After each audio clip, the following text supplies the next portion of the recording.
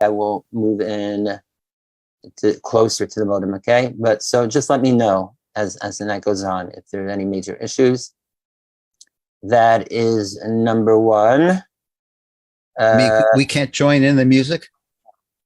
Oh, the music part was. I'm kidding. I think they're sort of winding down. Oh, it's also a I would say it's a non-technology space. Maybe I will get Levi to play at some point. Wait, hang on one second. Let me see what's going on. Baruch, I wasn't really serious. Asking you, by the way.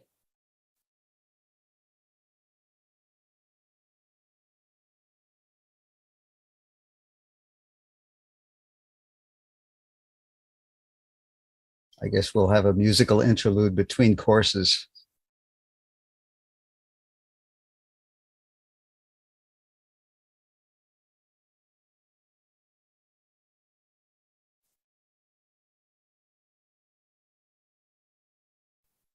Hello. All right. I'm okay. Sorry there. I'm back. Usually I try not to leave even for a few seconds. Okay. So the Chevra I'm not sure where they are, but if when they come back, maybe I'll ask some of them, maybe especially Levi to play a niggin or two, but maybe we'll just sing anyways. So let me just finish up with the Facebook stuff. Shalom, everyone in Facebook land. If you're tuning in, I just got to finish up, a couple technical things as we speak. So I'll just give it again the menu, so to speak. So as you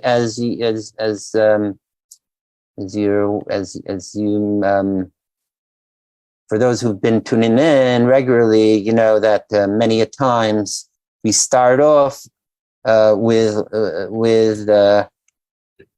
like parsha stuff or things that are happening for the week, and then segue, if we have time, to Motzoei Shabbat, discussion about Motzoei Shabbat, which is our main overall theme of the subject of this series of weekly classes. For those that are tuning in, because there's some that are here at the beginning, where this has been going on for almost 3 years, and the uber arching theme is Shabbat and things related to Shabbat. So we covered aspects related to Friday night, or even before Shabbat, Friday afternoon, Friday night, Shabbos day, Shabbos afternoon, according to Kabbalah and Chassidus, explaining what's going on in the mystical realms, also what is happening down here, how,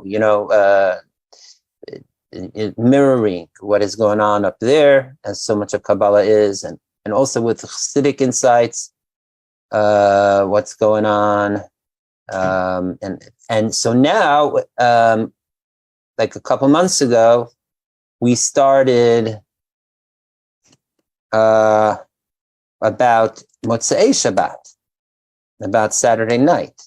What's the uniquenesses? What's happening Kabbalistically and in other spiritual, and also practically. And with it, so Motzoei Shabbat is, we have different aspects. We have the Havdalah, right? Motzoei Shabbat. We also have Malava Malka, which is the special meal. Some call it the fourth meal. After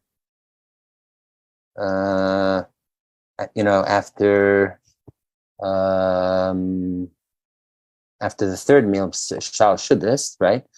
And we spoke somewhat of the significance of it, though there's a lot more to discuss, right? And then there's also the prayer aspect, the davening. So we've been jumping around like different, discussing things related to Havdalah. What is the significance of the besamim, the incense? What's significance of the candles that for Burma Ha'esh that we make, and the meal too? How we manifest all the spiritual aspects of Shabbat and draw it into the weekdays, which is what is happening Saturday night, through the specific rituals and even food, a meal. Though what we did not discuss yet is the prayer aspect of it. Just like on Shabbat in general, as we've been discussing, there are the two main components that work on connecting us with both our souls with the spiritual upper dimensions and realms, to connect with the divine presence and unique, special revelation of Shabbat and what have you. So it's two parts. There is the prayer, the davening, that is to connect our spiritual aspect, let's call it our soul component within us. Then we have the special sudot, the meals of Shabbat. That is to embody it into our physical selves, into our guf, into our bodies. So, and same too, let's say Shabbat, as mentioned, there's the Malava Malkat for the actual food part to embody, but there is also the prayers.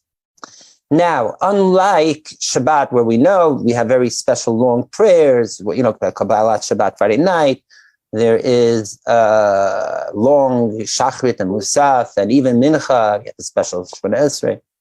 Motzoei Shabbat, we go back to davening, regular davening, right? The Mariv. However, we do insert specific additions. One is Havdalah in the fourth blessing of the Shemona Esrei, in Atoch Chonen Ladandat, we say Atoch Hanantanu. We already make Havdalah then. We technically are involved with Havdalah Saturday night 3 times, both in the Shemona Esrei, number 1. Number 2 is the Havdalah that's made in synagogue with community. And number 3 is Havdalah we make at home for our families. Okay? Because we have 3 main layers to our souls. We have it also in Friday night. We also say Vayechulu Hashemayim Va'aretz. Also, there's also 3 times. You say it in, I think in Shemona Esrei, right? And then you say it after Shemona Esrei, and then you say it during Kiddush. So this triplet way is to really draw down these prayers into all, the 3 main components of our souls. Nefesh, Ruach, and Hashem. Okay? So as we'll, now, so there is the Havdalah of addition of prayer. We do Motzoei Shabbat, but the most important prayer, according to the Kabbalah, according to the Arizal, is right after Shemona Esrei, when we say, V'hi Noam Hashem Elokeinu Aleinu, U'masi Yadeinu Konan Aleinu, Masi Yadeinu Konanei, right? It's the last verse of Psalms, chapter 90. Hope so.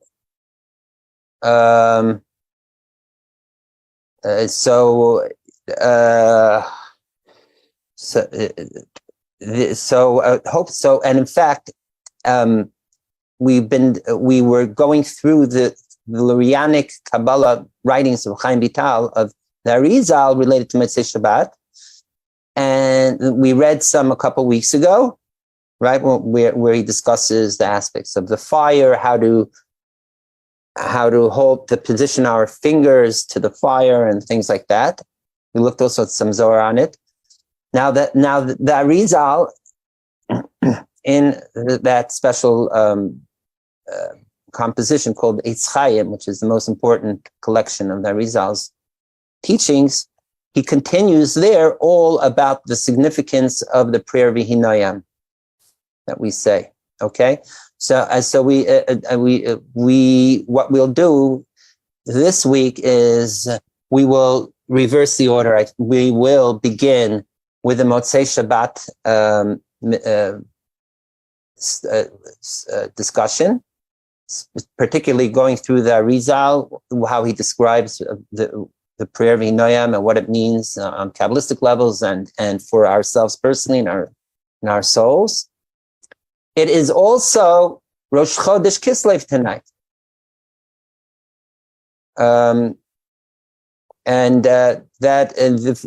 So actually it's 2 days Rosh Chodesh this year. So tonight is the last day of Cheshvan. And then tomorrow night begins the month of Kislev. And what we usually do here also is, like around Rosh Chodesh time, we discuss the new month, what it means Kabbalistically, other ways, both drawing, and particularly using the way it's described in the Sefer Yetzirah, one of the oldest texts of Kabbalah, and also the way the Bnei Yisachar, the Dinavi Rebbe, the progenitor of the Munkach dynasty, who elaborates on the Sefer Yetzirah for every month.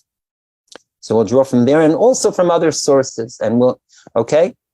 And in fact, we will show, okay, and then from there, we will go and discuss the Parsha.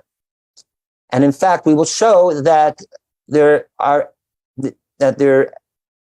is a link, again, we do this also many a times, showing that what we're learning or discussing about Shabbat, Motzoei Shabbat, is connected to the time of the year where we are now, and with the parsha of the week. Okay, so hopefully we'll be able to cover it all in whatever time we have here. And being that we will start with the discussion about the prayer of Vihinoyam. So maybe we'll begin with a song or two of Vihinoyam. Let me see if Levi is around and he's up to playing on guitar. And if not, then I'll just sing it. So give me just a few seconds. Let me see.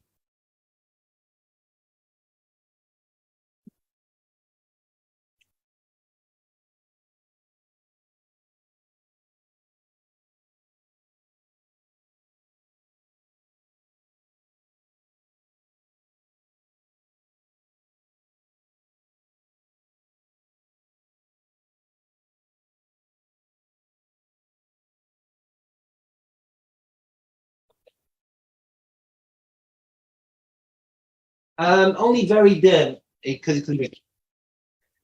Okay, guys. Wait, where are we? Okay, we're here. Okay, so good news. Wait, let me just plug in here.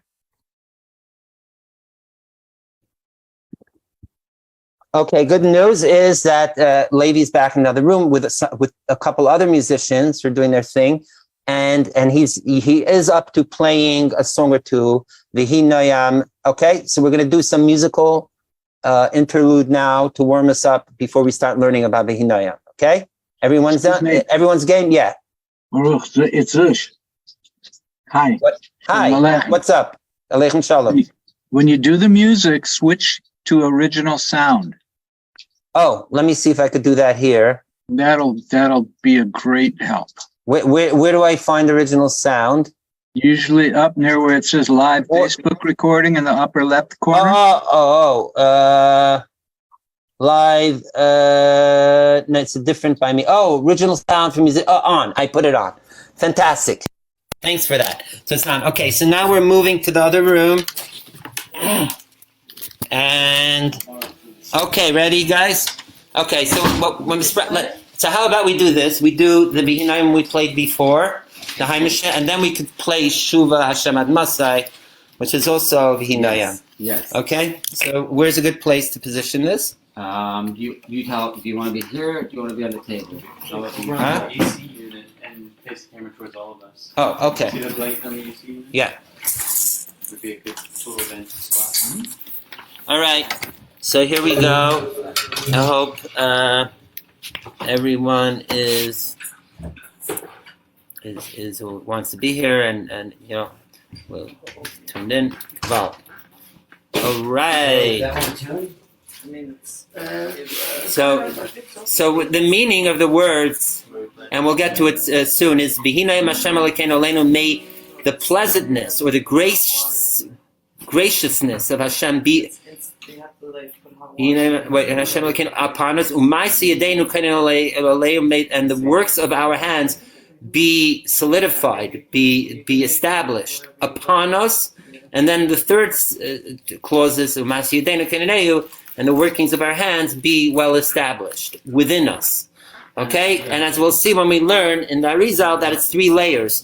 The first part is the pleasantness of Hashem is the highest level. Then we're bringing it down upon us, and then we go even deeper that it comes within us. Okay, and here we go.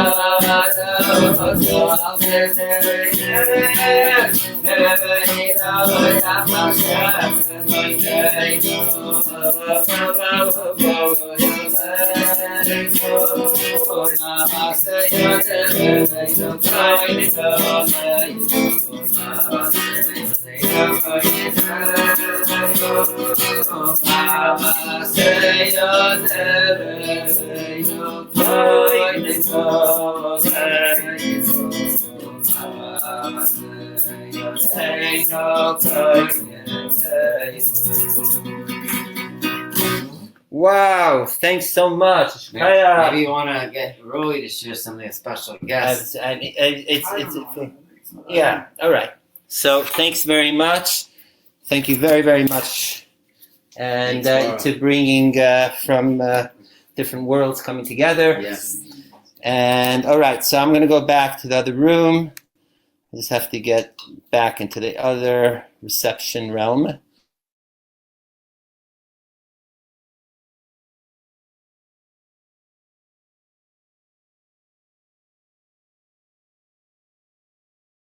That was lovely.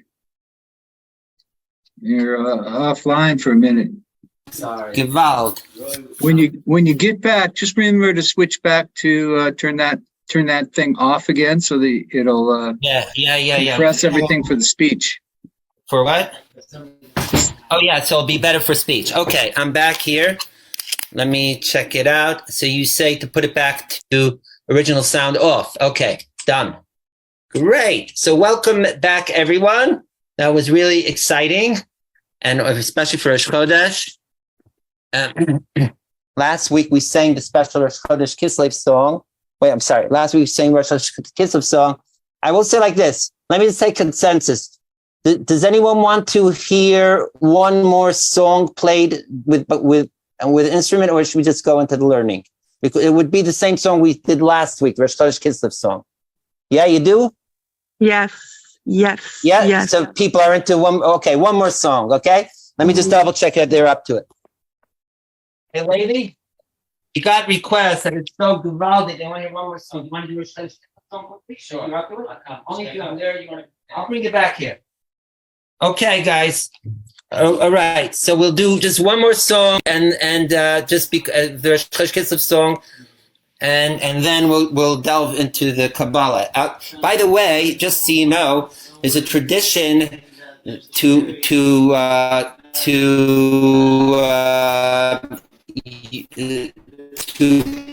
play. Hello? Yeah. Only if you find. Just give us 2 more minutes, if that's fine. All right. So the tradition is that a song helps open up to understand the deeper teachings of Kabbalah. So here we go, one more. And this is like what we sang last week, the song for the Rosh Chodesh of this month, a Kislev.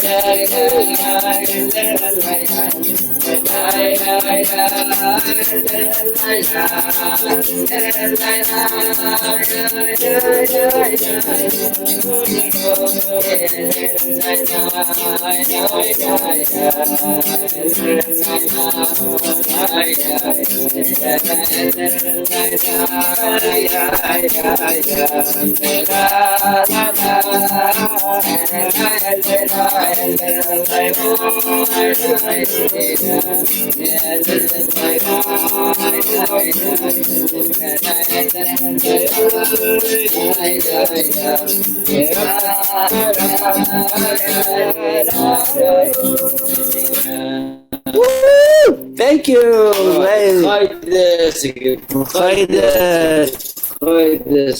May this month of miracles, mamish, reflect miracles in our everyday relationship. Sarah, say hello from Israel, dear friend Ra'eh and dear friend Hanaji. Check them out on Instagram. Yeah, okay. Okay, thanks again. All right. So now we're going back to this room. Yay. Okay. All right. Let me re-plug in here. Wow, that was really what a shout. Okay, off of the original sound, plugging back in, and we're going to get to the learning itself. Gewalt. What I was mentioning before is if you look in the Navi, in the prophets, in Tanakh, you'll see sometimes where it mentions sometimes the prophets, it says even before they give prophecy, first there are musicians and instrumentation. That song and nigun opens us up to be elevates us to a higher spiritual realm, which then enables us to understand the mystical.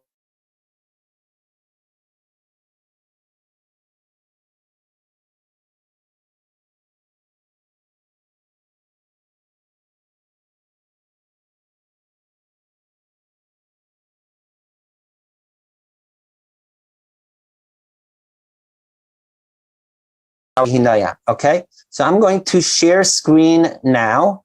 Or if you could just repeat like the last half a minute of what you said, because you completely froze and we missed it. Oh, okay, but you hear now, right?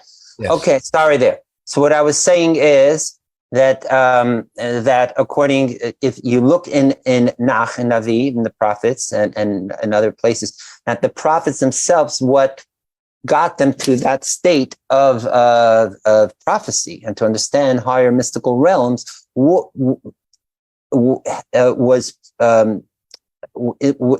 preceded with musicians, the harp, the flute, and that would get the prophet into a higher state of consciousness, and only then would be able to channel those deep, the voice is from above and being tapped into the higher spiritual realms, and so too when in growing up with Lubavitcher Rebbe and Chasidim, that before the Rebbe would give over his greatest teachings, Torahs, we always sang a song beforehand, and it was known as Nigun Hachana, the preparation song. The song, the nigun that gets us prepared to then be vessels to receive the highest mystical teachings. So by us singing these songs, especially related to what we're about to learn, and with this time of year, this hopefully has opened us up to receive the teachings to bring it into us. Okay. So now, without further ado, we're going to go to the Arizal text, or more accurately, the Chaim Vital text of Arizal teachings from the Eitz Chaim, from the Shar Kavanot, which we were studying a couple weeks ago. I'm going to share the screen, and please let me know if there are any if there's any bandwidth issues. Okay, here we go. Okay, I hope so far it's good. All right, Jonathan, you could see. Is it fine for now? So good. Okay, good. So here we go in the text. Now, what I like about this specific layout that we have on the screen is this is, I think, a wiki text of Shara Kavanot. And what they've done is they've broken it up into like sentences and paragraphs in a more readable way. If you open up the classic Eitz Chaim and Shara Kavanot, all of this, like where it says Inyan V'Hinoam all the way down, would be all compacted as one paragraph, or one, right? Yes. But here you see it's broken down in a way that's way more easier to read and for us. So I'm very grateful for that. So what we'll just do is we're gonna just read through and with some extra explication. And hopefully, and as we'll see, this isn't just about the Noam, but it's actually explaining this whole concept of that we've discussed in the past of Tosefet Shabbos, Tosefet Shabbos, surplus Shabbos, addition of Shabbos. That in fact, according to the Talmud Gemara, this is a mitzvah to add to Shabbos itself, both before Shabbos and after, at least a few minutes. Our custom is 18 minutes before Shabbos. After Shabbos, there's different opinions too. We say that Shabbos ends when the 3 stars you can see in the what's known as Tzot Kochavim, which is true, but really we should wait at least a couple or few more minutes thereafter. Some actually have a thing to spend, to extend it even more, like up to an hour after the 3 stars come out, right? And this is all under that concept of adding to the holiness of Shabbos. So there's 2 parts. One is we're extending Shabbat into what is technically already the weekday time, but it's still we still did not accept the weekday itself. Okay, so that's like before Havdalah. Even we're just adding to Shabbos. That's one way. The other way of Kedushat Shabbat is that Tosfot Shabbat is that even after we make Havdalah, even after it's already for us weekday, we still are able to draw from the holiness of Shabbat into the post-Shabbat period and Saturday night, and then on into the rest of the week, as we'll see. Okay, and in fact, right, as we spoke about in let me just see if there's an instrument. Right. Okay. Jonathan says about Am Shenover. It's not 3 stars later because it's 3 days later. Very good. Thank you very much. And I think, Jonathan, maybe you've been following all the Am Shenover amazing Polish Tish programs that have been going on. And if anyone's interested, I could direct you to where you could see this. Okay. So here we are. And now we're going to read from the Arizal, from the Arizal's teachings on what we just said. Before we do that, just to show you in the text in Tehillim, if you see on your screen too. So it's Tehillim, Psalms chapter 90. That's the famous one that starts Chilu Moshe Tashiv Enesh Adaka.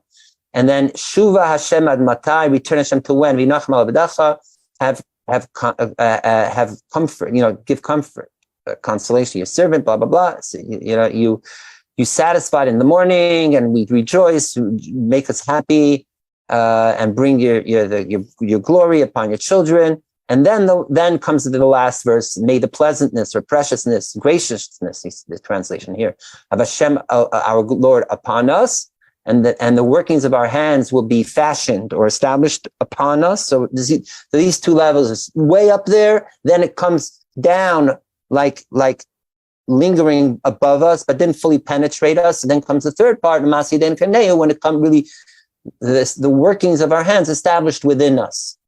Incidentally, the second song that we sang earlier, Shuva Hashem Adma, so that nigun was actually composed for the Lubavitcher Rebbe's 89th birthday, because then you say the 90th chapter of Tehillim. And this is a song we sang for the Rebbe until he had his stroke towards the end of his 89th year. So this is this song we sang with the Rebbe at his gatherings, Fabrengens and such. So it's a meaningful song for those who remember that, of course.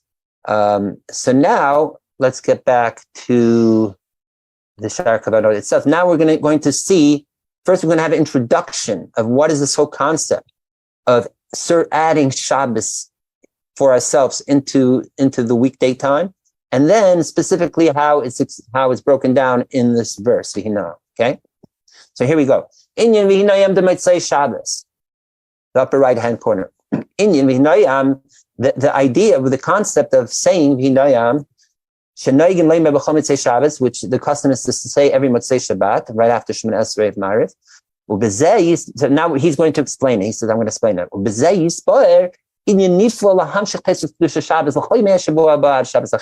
And by understanding what is V'hinoam, will also explain the general concept of how to draw and extend this addition, surplus of the holiness of Shabbos into all the 6 days of the week until the next Shabbat.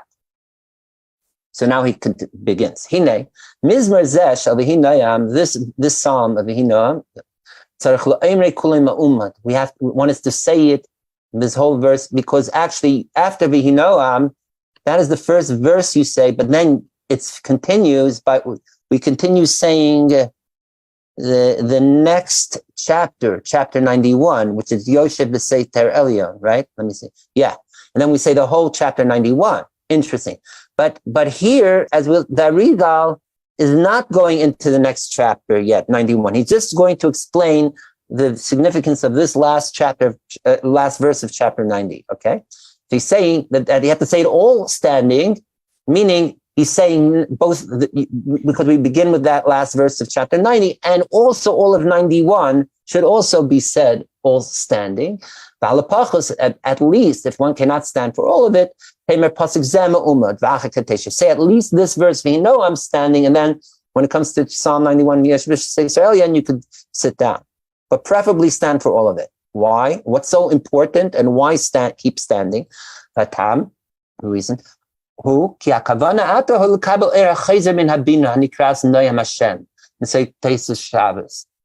Because if you remember, we spoke about in the past in different contexts that there's two main channels of, let me see if I could pin it here.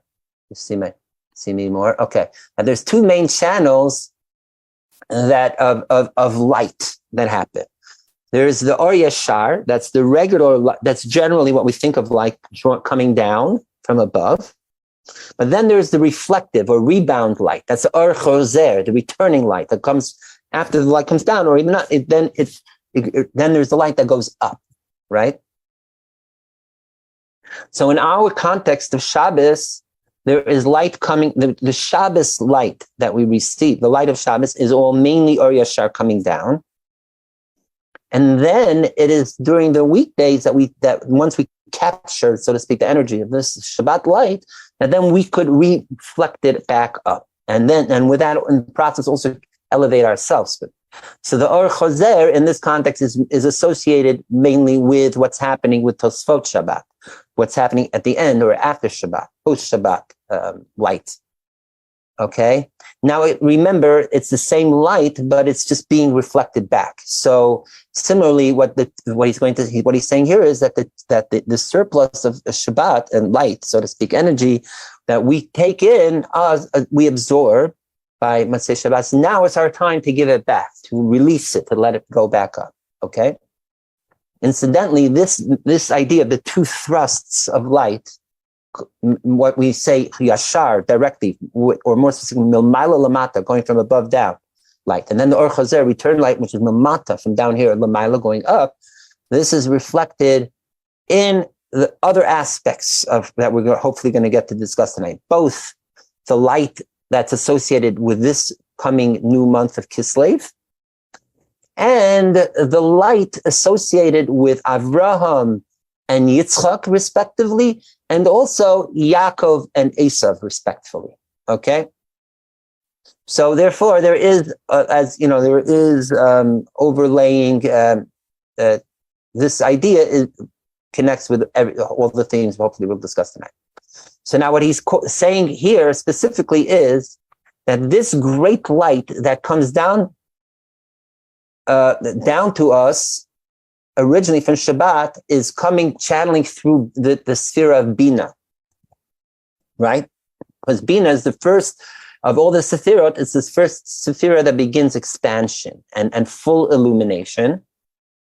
And that is the light that filters through the lower Sephirot to get to us. So there's a way that it filters through, and then it's like we could say, wouldn't say downgrades, but becomes more focused and more aligned in a way that we could absorb it. There is also the light of Bina that it comes more direct, shines more intensely without going through full filtration. Okay? Whichever way that this is, this light of Bina, this is what is called Noam Hashem, right? We say Lachzot b'Noam Hashem, like we say in Achat Sha'alti, in the verse we say for Elul and Tishrei, Lachzot, to see b'Noam Hashem, the graciousness of Hashem, ulevaker beichalei, and to visit in his chamber, in God's chamber, because it's also, Bina is known about expansion, like a chamber. So in general, when we say Noam or Noam Hashem, it is signifying the sphere of Bina. In this context, it's the Bina light of Shabbos coming down to us. So what's happening is the Bina comes down to us. That's the Noam, the Hi Noam Hashem Elokeinu Aleinu. But then once we comes down here, then the surplus of Shabbos is that we magnify this through reflecting it. That's the Or Chozer part. So when it comes to Motzoei Shabbat, we're taking the Noam light of Shabbos and making it bigger, drawing it back up, rebounding it, rising it back up. So therefore, therefore we are saying the Noam here, this verse standing up, because we're showing also that we are Chozer, we're taking the light we took and we're standing up, bringing it, raising this light of Bina of Noam Hashem, and in a way that is fully expansive. Also, just think of it, the difference of light coming from up down or down up means up down means it's like overwhelming great light. It's almost transcendental light, let's call it, and therefore it comes down to us. Yet when it comes to us, either we could absorb it if we're worthy, if we're refined enough, or not, and then it becomes more overwhelming, right? And then so it's all about that which is on the outside or above us that is imposing in the positive way upon us. But it's not necessarily that it made full transformation from within us, right? So the uniqueness of the rebound light, or chozer, milmata l'mayla, from bottom going up, is it's saying that we're tapping into within us that the way we are down here, even down here, where there are even elements of darkness, that itself transforms and can be elevated and bring out the light from even on our level down here. Okay, even in our let's call it mundane weekday state of existence. Okay, so now he's going to explain specifically, going into both what are the mechanisms of taking the Shabbos light or energy and drawing it through, extending it throughout the weekdays. And then we'll go specifically into understanding the meaning of the verse, okay? And this is his explanation. No. Ki tzarich lahachin atzmi l'kabel teis Shabbos b'sheish semecha. It's not just, we just get this gift of light of surplus Shabbos from above. No, we have to work upon it to make ourselves worthy containers to receive it and to be able to elevate it, reflect it. We know in Leviticus, Vayikra, and Parashat Ketashim, it says, God says, you shall be holy, you shall make yourselves holy. Then v'hiyisam kedoshim, and then you will be holy. So the question is, why this redundancy?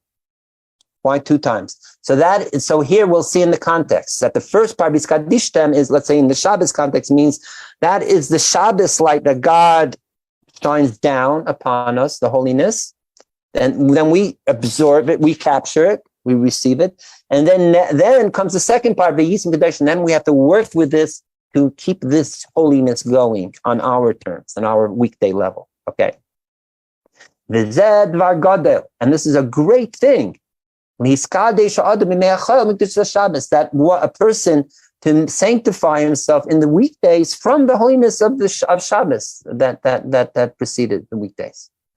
And this is hachanase, and this is the way of doing this prep of the person, utilizing the Shabbos light and holiness throughout the week. No.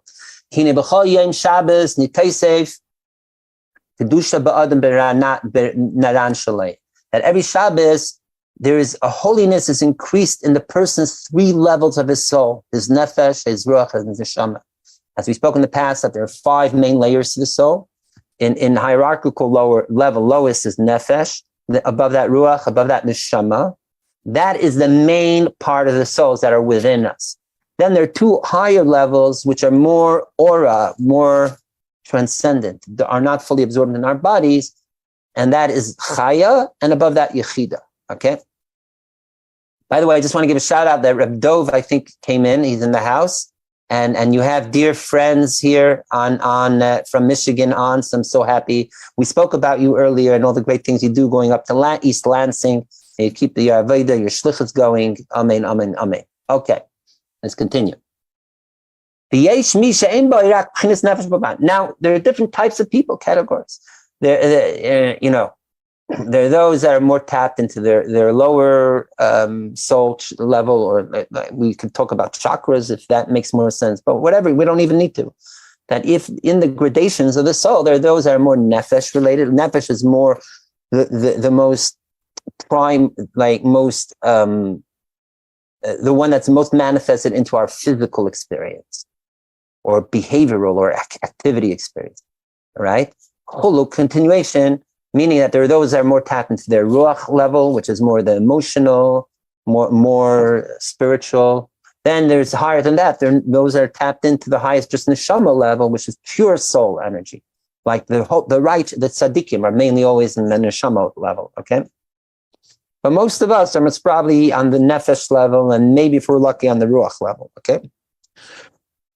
Whatever level we are working on, is our natural soul state. There are those that can tap in up to all 3 levels, not just 1 or even 2, but all 3. So now we're gonna just to give an additional insight that we're going to get to now is that there's the human and we have our soul, right? Body, soul and body. So therefore the soul has different levels. Also, that's on the micro level. On the macro level, there are the worlds, the dimensions, the ilamis, and more specifically, there are 4 levels, right?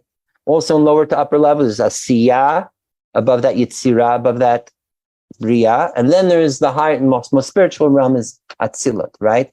So you see that there is, on the macro, is mirroring the micro, that there's just like there's Nefesh, Ruch, and Neshama in our soul, so too in the worlds, there's Asiyah, Yitzirah, Bria, okay? Now, as I think we discussed this in the past when we were learning about about how our entrance into Shabbos, how do we begin Shabbos? We spoke about the idea of aliyat and about ascending, elevation. That there's 2 parts. There's elevating our souls from one, that those that are mainly on the base nefesh level, Shabbat elevate to at least one step higher to the ruach base level of soul, and yada, yada, yada. So too in the worlds, that there's also elevations happening. That which is normally on, let's say, Asiya elevates Yitzira. That which is a Yitzira. For example, we said that there's two main angels. There's Metatron and there's Sandalphon. So, as if I recall, we were learning that Sandalphon, which is like the junior, to like Batman and Robin, Lahavdil. So Sandalphon is like the assistant of Metatron. So Sandalphon is usually in the Asiya level. Shabbat goes up to Yitzira. And Metatron, who's usually in Yitzira, goes up to Bria. Okay, levels. I hope everyone understands when we speak about these worlds. Let me just see if I have the graph very quickly. That all right. Oh, here it is. All right. So if you see on this screen, for those who haven't seen this before, I even wrote it here on the left, on the right side. You see Sandalphon's going up to Asiya to Yitzira, and then Metatron's going up here. So Asiya elevates Yitzira to Bria, and so on and so forth. Okay. So there's two things happening. There's the micro elevations and there's the macro elevations. So now he's going to plug it in. So just like there are different realms in our personal souls, there's also in the worlds. So now he continues. There are those, on very high spiritual levels that could absorb take in the surplus holiness of Shabbos, the taste of Shabbos that we take into the weekday, even on that highest soul level of neshama. Then there are those that maybe are not even attuned, tapped into their own souls, and they can't even elevate from their souls. But you know what? Things around in the dimensions and the worlds are happening anyways. All you have to do is be in whatever world, and you'll naturally go up with that world. So even if we on the micro level have not been working on ourselves and refining to elevate, but at least everything is elevating, right? Imagine you're in an elevator. So the elevator is going up, and then you jump up while the elevator is going up, right? So if you jump up, now let's say the elevator is stationary on the floor. So you jump up, of course, you're getting higher. But then let's say the elevator starts going up. So now you're getting higher. Anyways, right? Because your whole environment is getting higher. But did you really, really, really raise Lavdafka? So the ideal is both the elevator is going up and you're able to jump and levitate, let's even call it, while the elevator is going up. Okay. So he's saying, but it could be just the elevator is going up for you, that, just the worlds are going up, or be messy. There are those that just only have illuminated mainly the lowest level of their soul. But then when it comes to Tosfot Shabbos, the surplus Shabbos that they take in, it's only on that lowest level of nefesh. But what about the higher levels of his soul, the ruach neshama? He is not necessarily elevating it from within him, but it is happening on some level, because all the worlds are elevating anyways. Like that, again, the metaphor of the elevator rising. Anyways. So too, you could understand all the different other combinations of how it could be. The nefesh going up, the soul, or just ruach or neshama, all three, and on and so forth. Then there are those that, like for example, just have nefesh ruach, but their neshama is not fully illuminated. And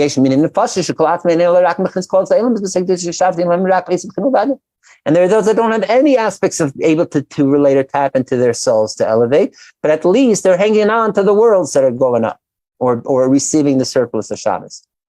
But even then, they're not necessarily tapping into the essence of the holiness of Shabbos. They're getting it indirectly by second or third power away from the actual essence, source of the holiness of Shabbos. Therefore, those that are, let's say, on the lower soul realms, they can mainly only elevate that which they're able, that they're that is that they're fully manifesting that soul level of that time. Because their essence, their soul is only on that level so far. Okay, so it comes out that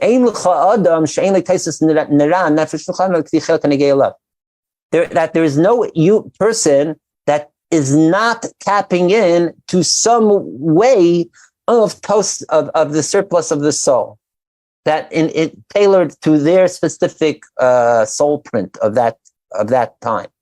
Okay, therefore the person needs to focus, concentrate, have kavana, that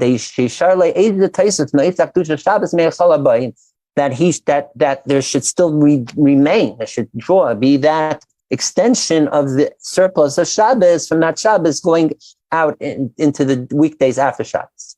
And through his focus, concentration, and working on extending the holiness of Shabbos into the weekdays, he will be able to fortify, establish, make clear, well establish his pathways that he needs for the subsequent 6 days of the week. If he has the right continuous kavanah of keeping this extension of Shabbos holiness going.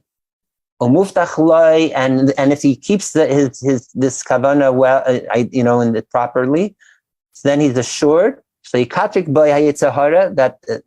his evil inclination will not get the better of him throughout the weekdays. He will not even make him sin for that week until the next Shabbos.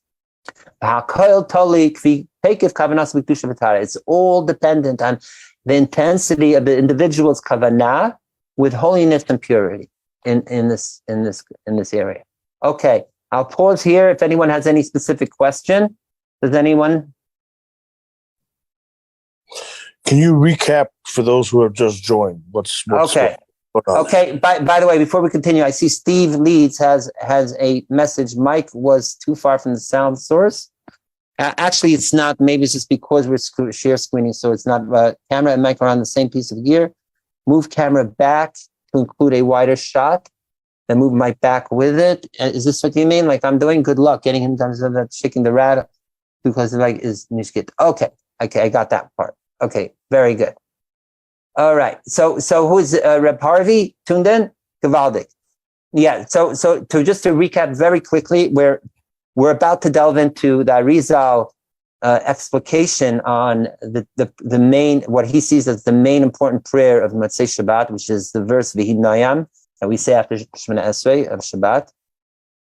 So before he goes into the details, the Arizal here is first giving us the groundwork and general explanation of how the mechanism of how we're able to draw the holiness of Shabbos into the weekdays. The taste of Shabbos, that surplus of Shabbos, is both on the soul level, whatever level we are on, if nefesh or higher ruach or higher neshama, whatever we are, and also that on a macro level, that all the worlds are also are being affected or being spirit, elevated on some level by receiving this Tosfos Shabbos. Okay, does that make sense to you? And one more thing, that it's all dependent on our kavanah that we have to elevate it. Okay, so let me see one more message. Okay, all right, got it. Thank you, Steve. Okay, great. Let us continue. All right, I'm clear enough, right? Great. So now he continues about how do we draw and manifest this holiness of Shabbos, not just for Motzoei Shabbat, but for all the days of the week. There's another chat message. I don't know why is the Rebbe Mashiach relevant to what we're talking about. Keep these unrelated questions for later, please. Thank you. The way of Hashra'ah is a term of dwelling, indwelling, you can even call it. Like drawing down the surplus of holiness, right? Is like we say the Shechina is shoreh also, right? Even the word for sarah means frara, which means dominion, to settle, to draw down, to lay upon. That which is hovering on us or even coming down upon us. So how do we bring this whole surplus of Shabbos into the weekdays? Is in the following way. Sunday of the week, right after what Shabbos,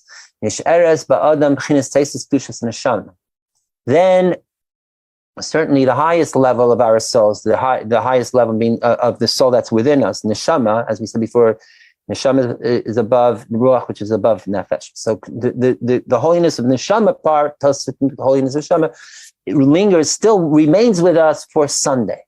Okay? Then comes Sunday night, when Monday begins, second day. Then that highest level of neshama starts disappearing, dissolving, departing. So now he continues. It says in Masechet Tainis, I think in the beginning, he goes through the different days of the week when in the Holy Temple, when they did fast or did not fast. So Sunday, the halacha is that the Kohanes, the high priests, there were different mishmarot, different how would you call it? Scheduling periods of watches, different shifts. Shifts, very good, thank you. Right, shifts of guarding, protecting the whole the Beit HaMikdash, the Holy Temple. So the Gemara says that Anshi Mishmar Lahim Misanim V'Yanachat, that the Mishmar people, the Kohanim, would not fast on Sunday in the temple. Why? Not to go from the sheer delight and pleasure, spiritual and physical, that they were experiencing on Shabbat, and go straight to fasting. That could actually, such an extreme shift, he says, can even maybe lead to someone passing on. So therefore, we want to segue the person in a healthy way from that high intensity Shabbos holiness into the weekday. So we still keep Sunday keep the holiness rolling then a bit.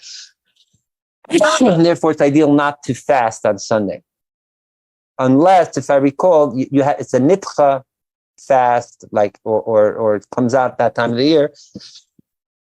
Let's say Tisha B'Av, let's say Shabbat.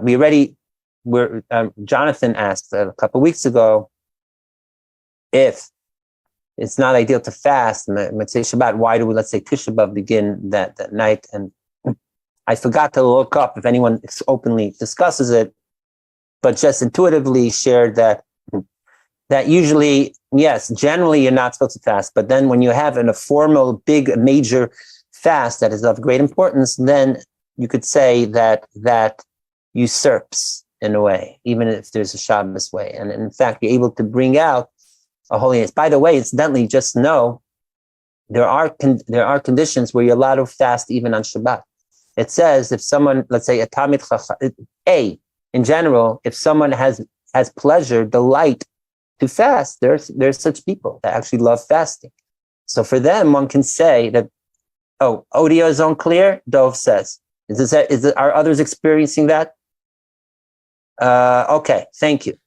Yeah, it just so you know, on the receiving end of it just, I don't know how it works. Why for some it's clearer than others.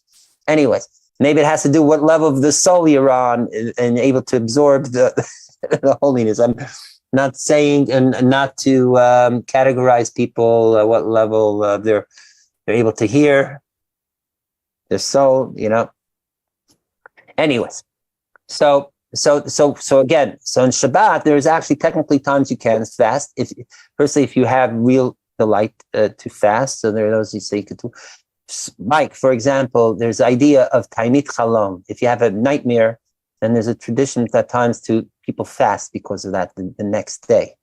There's also a way of how to absolve the fast by Hataras Tainit Chalam, which is its own inyan.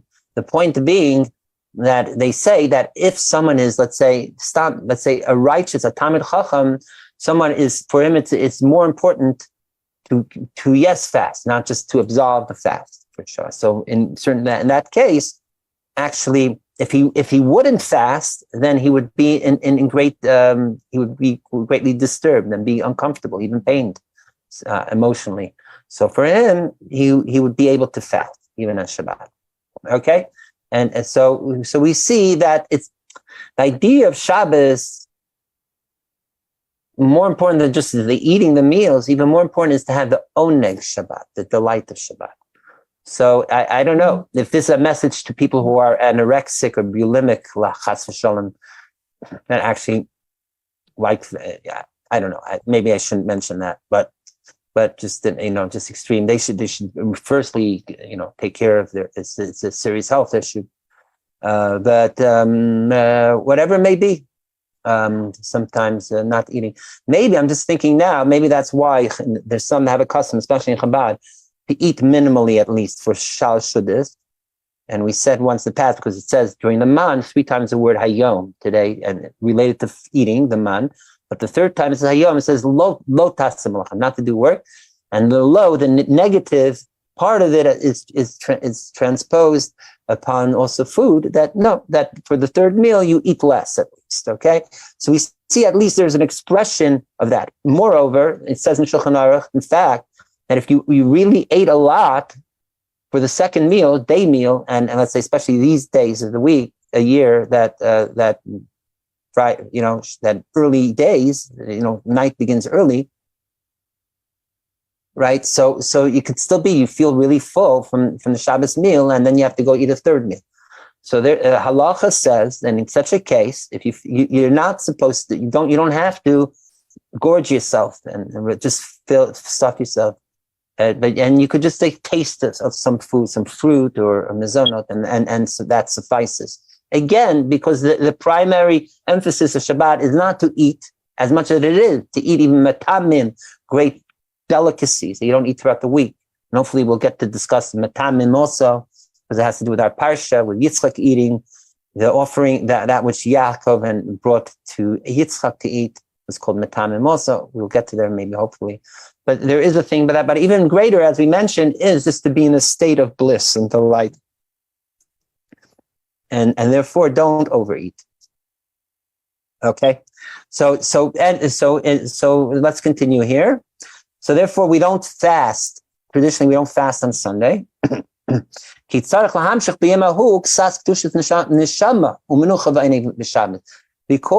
on Sunday we're supposed to still continue extending that is still resonant in us, the highest soul level of neshama, to extend that soul holiness and tranquility and delight of Shabbos into Sunday. So that's the rest. So then comes Sunday night, starts Monday. The neshama starts dissipating. And then what still remains? The Taisus, next line, the Taisus haruach nishayin beis b'Shabbos. Then we work Monday. We have the ruach level of our soul still with us, and we're working that through to integrate and work its energy into the weekdays, into Monday, and then that departs Monday night. Then the next day, the Taisus hanefesh nisharet adiyim gimel b'Shabbos. Then the lowest soul level nefesh stays with us for Tuesday. Then it departs. Okay. So now in the brackets, he's going to explain something which will also explain a certain amsher never minik. And with this, we'll able to understand why the Chazal say, the holy rabbis say, if you did not make Havdalah Saturday night, you could actually b'diavad. That means if you need to, and you could extend and make Havdalah until Tuesday sometime. Our tradition is till Tuesday afternoon. But Tamhu, the reason is ki ad because at least until through Tuesday, there's still some part of the soul levels of Shabbos still with us, lingering. Okay, so this again explains also why in Am Shinov, where the Rebbe could daven Shabbos after Shabbos quite late, and I think there were cases that he too didn't fully leave Shabbos and make Havdalah until Tuesday, sometime Tuesday. Okay, so that is until Tuesday night. Then what happens Wednesday? Then actually Wednesday begins the foreshadowing for the next week coming. from Wednesday and on, you have to make the kavanah and focus in a different way of how the Shabbos is affecting our souls. And that is to begin prepping our souls on the levels to be ready to take in, in the appropriate level to take in the Shabbos energy of the coming week. So Wednesday we work on the lower level. We start working our way up on the nefesh, and that goes through Wednesday into Wednesday night, and then then starting Wednesday night, meaning like starting tonight, which is technically in Judaism, the day follows the night. So the day of Thursday begins at night, Wednesday night, like now. So Thursday, then have the kavanah to prepare our ruach level of our soul for the upcoming week. Shabbos will be involved, and then starting Thursday night, tomorrow night into Friday, to be prepared to receive surplus of the soul of the next of this upcoming, the highest level of the soul, neshama. Gam this for this reason. So too, as the Gemara says, the guardians in the Beit HaMikdash Kohanim that were on duty shift for Friday didn't fast them either. In order that they would be fully like preparing themselves to receive that highest level of soul energy for preparing it for the upcoming Shabbos. Hari Nimsa. So we see from this, Shabbos, the important days of the week related to Shabbos is Hudalet V'Zayin, is Wednesday and the seventh day, the seventh day, of course, is Shabbos. But Wednesday too. Why? The first 3 days, Sunday, Monday, Tuesday, is still extending, drawing, it's still living off the Shabbos before. And the next 3 days, the last days, that means Thursday, Friday, Shabbos is related to the next Shabbos. Nimsa Sheyayim HaShabbos Hudal, that there's some unique day in between, which is Wednesday. Is associated in its own way of being a certain pinnacle for Shabbos. In fact, the Zohar discusses this. I remember a long time ago, I think we even read the Zohar, that when we say even that there is, right, that we say there's the Shabbos to the we said it, we learned it when we learned in a different way. Right, we said that there's Yemina over Smala. We say in the Friday night Arizal song, Yemina over Smala beinayu chala. There's to the right and to the left, and between them is the bride, meaning Shabbos. So you could say there are the angels on the right, the angels on the left, and the Shabbos spirit queen is in between. That's one way to learn it. The other way is to learn right means the 3 days. That means in this case maybe it's Wednesday, Thursday, Friday. Then there's Shabbos, and to the left is Sunday, Monday, Tuesday, the next. Okay, that's a interpretation. But the Arizal says, if I recall, the Zohar says something else deeper. That actually there's a way that Wednesday is in the middle, and then you have the Sunday, Monday, Tuesday to the right of Wednesday, and then to the left of Wednesday is Thursday, Friday, and Shabbos. Okay? It's basically the odd day. Odd and even, it's the odd. It's the numbers of, so the fourth day and the seventh day, the different ways to look at it, as seeing as that they are in the center and seen as the Shabbat day. Incidentally, that is why two things. First of all, based on what we're learning here, now we understand why when we say things, and it's also based, I think, also Gemara, there was an Amora, or a rabbi, that every day of the week, they would say, not just Sunday, but say the first day of the week of Shabbat, towards Shabbat. Right? Yom Aleph b'Shabbos, Yom Beis b'Shabbos. And in fact, in our Shir Shoyom, when we say the Shir Shoyom at the end of davening, Shachas every day, that's what we do. Hayom Yom Rishon b'Shabbos, Yom Sheni b'Shabbos, Yom Shish b'Shabbos, and so on. So when it comes to Revi, Wednesday, not only do we say the special parak, the verse of chapter of Psalms for that, but we end off with L'chu Neranan. We already say the verses related to Kabbalat Shabbat on Wednesday. Why? because as we see what we're learning here, that there's that the Wednesday in a way is a centered beginning of Shabbos. You could say Shabbos on the seventh day of the week is the fulfillment or the actual revelation, manifestation of that which begins on Wednesday on a little more concealed and level of potential. Okay, so therefore Wednesday, and that's why we also have our classes over here Wednesday night, because this is the time of build-up of that. Wednesday is the day we start tapping into the next week's the upcoming Shabbos, and then we work through Wednesday, Thursday, and Friday, and out until to get us prepared for Shabbos. All right, but Tamhu and where are we here? Okay, yeah. Wait, I'm sorry.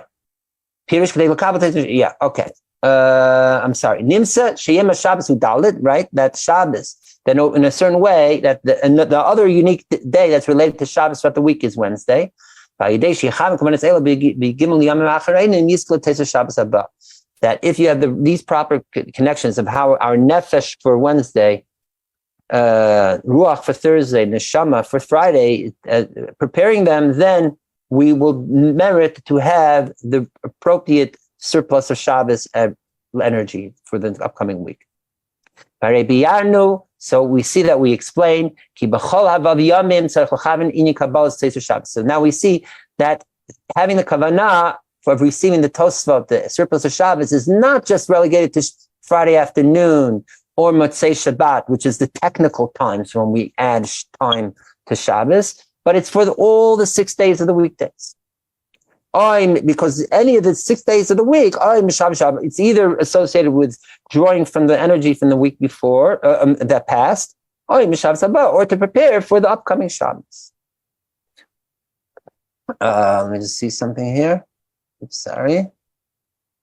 Holy Harry. And this is also how, as we just explained, how it's particularly, how highlights what the specific parts of our soul, the nefesh, ruach, and neshama. What technically is supposed to do during the weekdays, you'll explain somewhere else. I don't think we're going to go into it now, certainly not. But now, now we're going to get into the meat of what we're talking about, how this is associated with Vihinayim. And now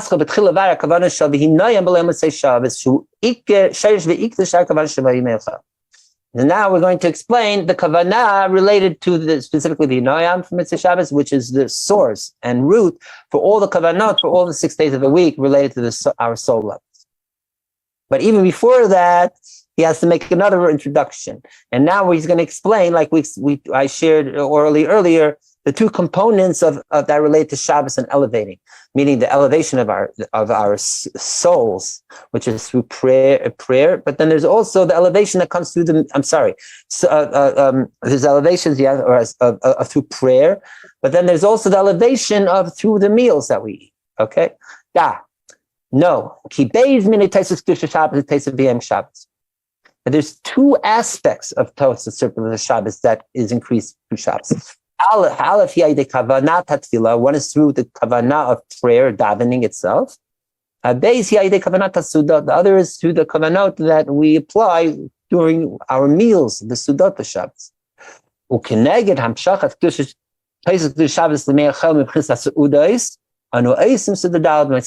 So in order to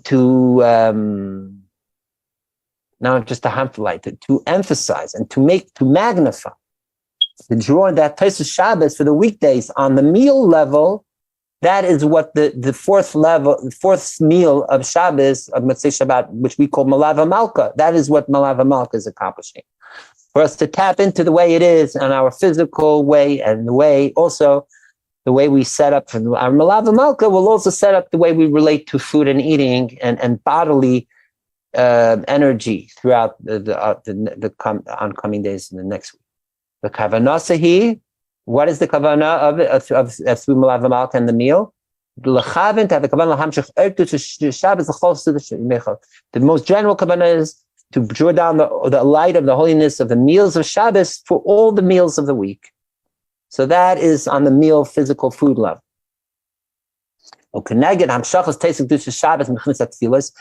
and corresponding to the drawing down the holiness of surplus of Shabbos on the prayer level, and to extend that into our davening throughout the weekdays. And it's, as it's brought down in Chassidus, whenever we daven throughout the weekdays, even on a Tuesday or Wednesday, we daven, let's say Shabbos, that time while we're davening, it's like we're tapping into mini Shabbos. Like we're taking already from Shabbos energy, and it's like, so we have these mini illuminations of Shabbos even throughout the week, through our davenings, right? So how do we tap into this Shabbos energy throughout the weekdays in our davening? So just like we said, on the food level, it's malka. On the prayer level, that is what that comes through the saying the prayer, the Tehillim of Vihinayam that we say after Shemona Shabbos. With that, we're able to extend that supernal graciousness, right? Or pleasantness, which, as we explained before, is the level of Bina of Shabbat, then we're able to bring it throughout the weekdays when we pray throughout the week. Now, let's continue. Amar Chaim HaKaisi, says Chaim, the writer. This is like an addition that Reb Chaim Vital himself put in to what he was already transcribing, what he received from that Rizal. But now Reb Chaim Vital, who's the main disciple of Reb Rizal, is adding his own insight. To me, according to my humble opinion, it seems to me, is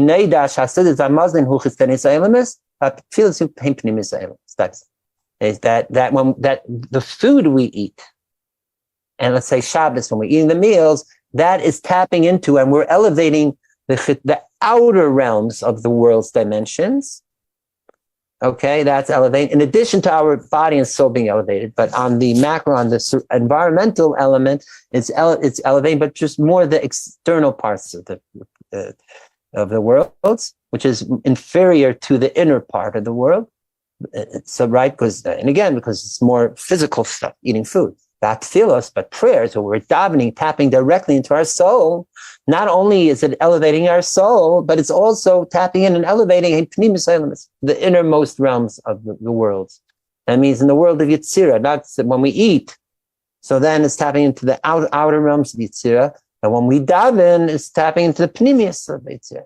And if you recall, we spoke about it in the past,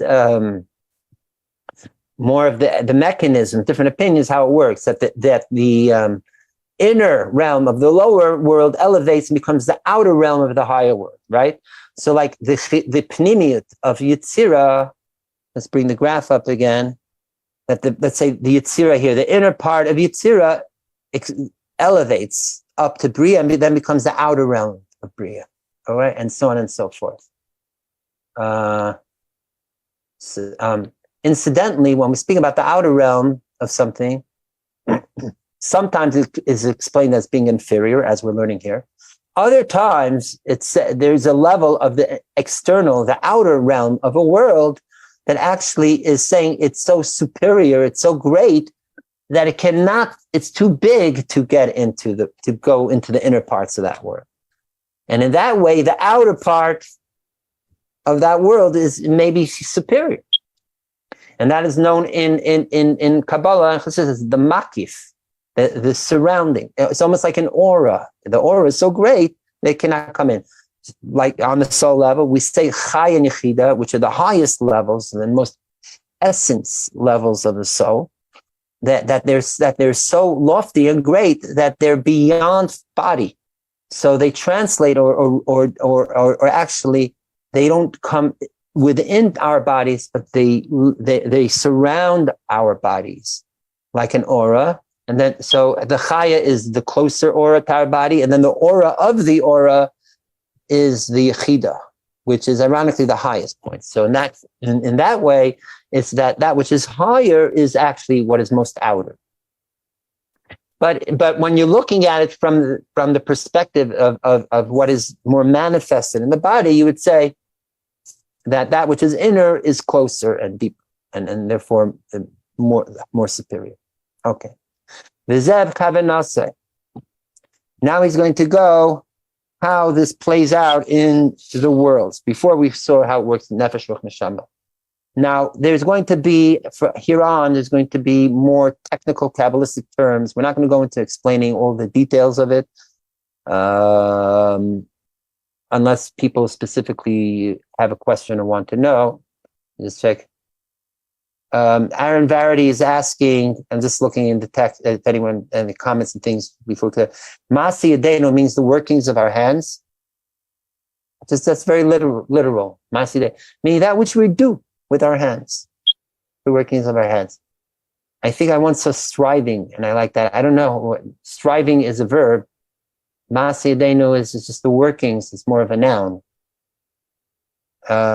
Konenehu, maybe you're asking, konenehu, meaning to establish or to erect or to make solid. I don't see how it's directly related to the word striving, just so you know. Okay. Any more questions or comments, anyone? Let me see in the chat. Someone just added, sure, handiwork. That's very good. Our second can be a noun. Okay, handiwork. I very like that one.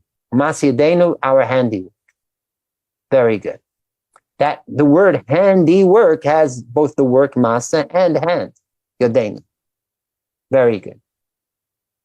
Okay, so let's see how things play out in the dimensions, in the worlds.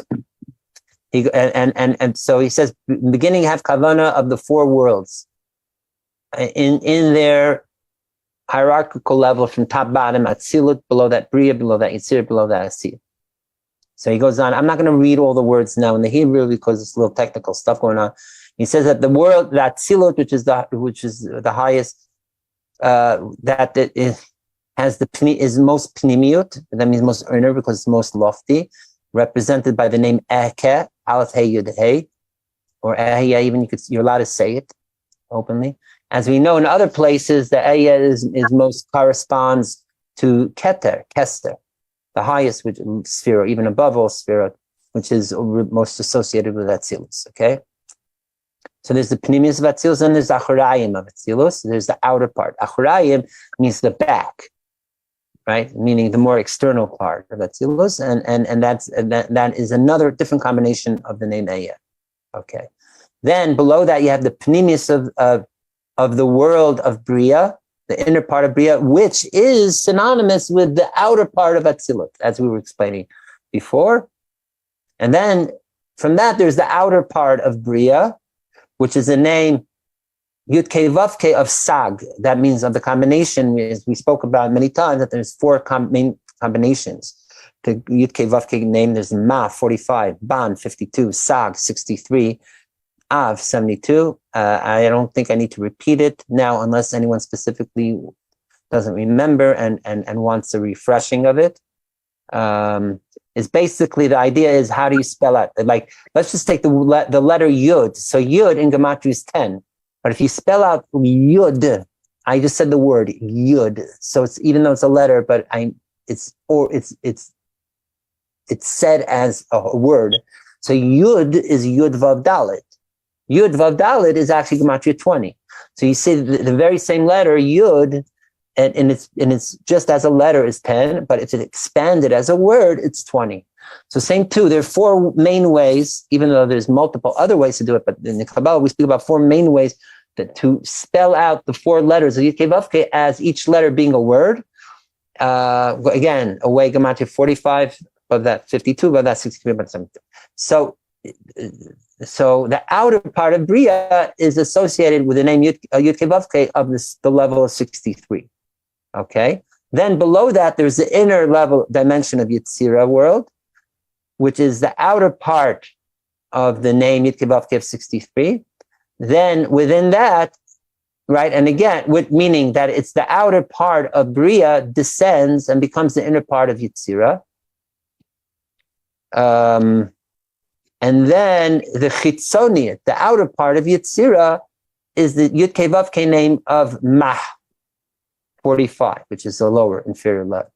By the way, Mah and Sag are matched up together. They are more the emanators, the Mashpia, and also more the masculine forms of God, of Yud-Kei Vav-Kei names of God, all right? So now we're at the lower level. Let's show the Shabbos chart again. So we covered Bria here, and now we're down in Yetzirah. So the inner, so the outer part of Yetzirah, someone is not muted. If you could please mute. If you're not, so we don't have white noise. I think it's Rivka. I'm just muting you just to. Okay, thank you. I did it for you. Great. So the outer part of Yetzirah is associated with Yud Kei Vav Kei, Gematria 45, and then that inner part. I'm sorry, and then the inner part of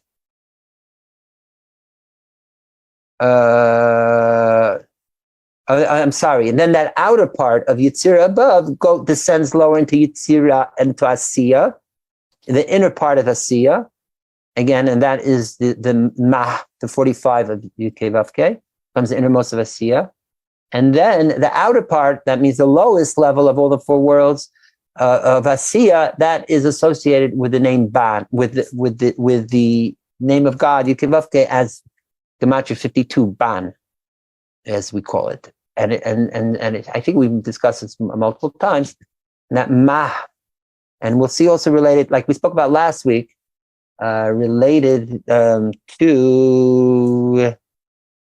what was it related? Oh, to Abraham and Sarah and also Yitzchak and Rivka, that Abraham, the masculine male, is the Ma, and the female is the receiver is the Ban, 52, okay?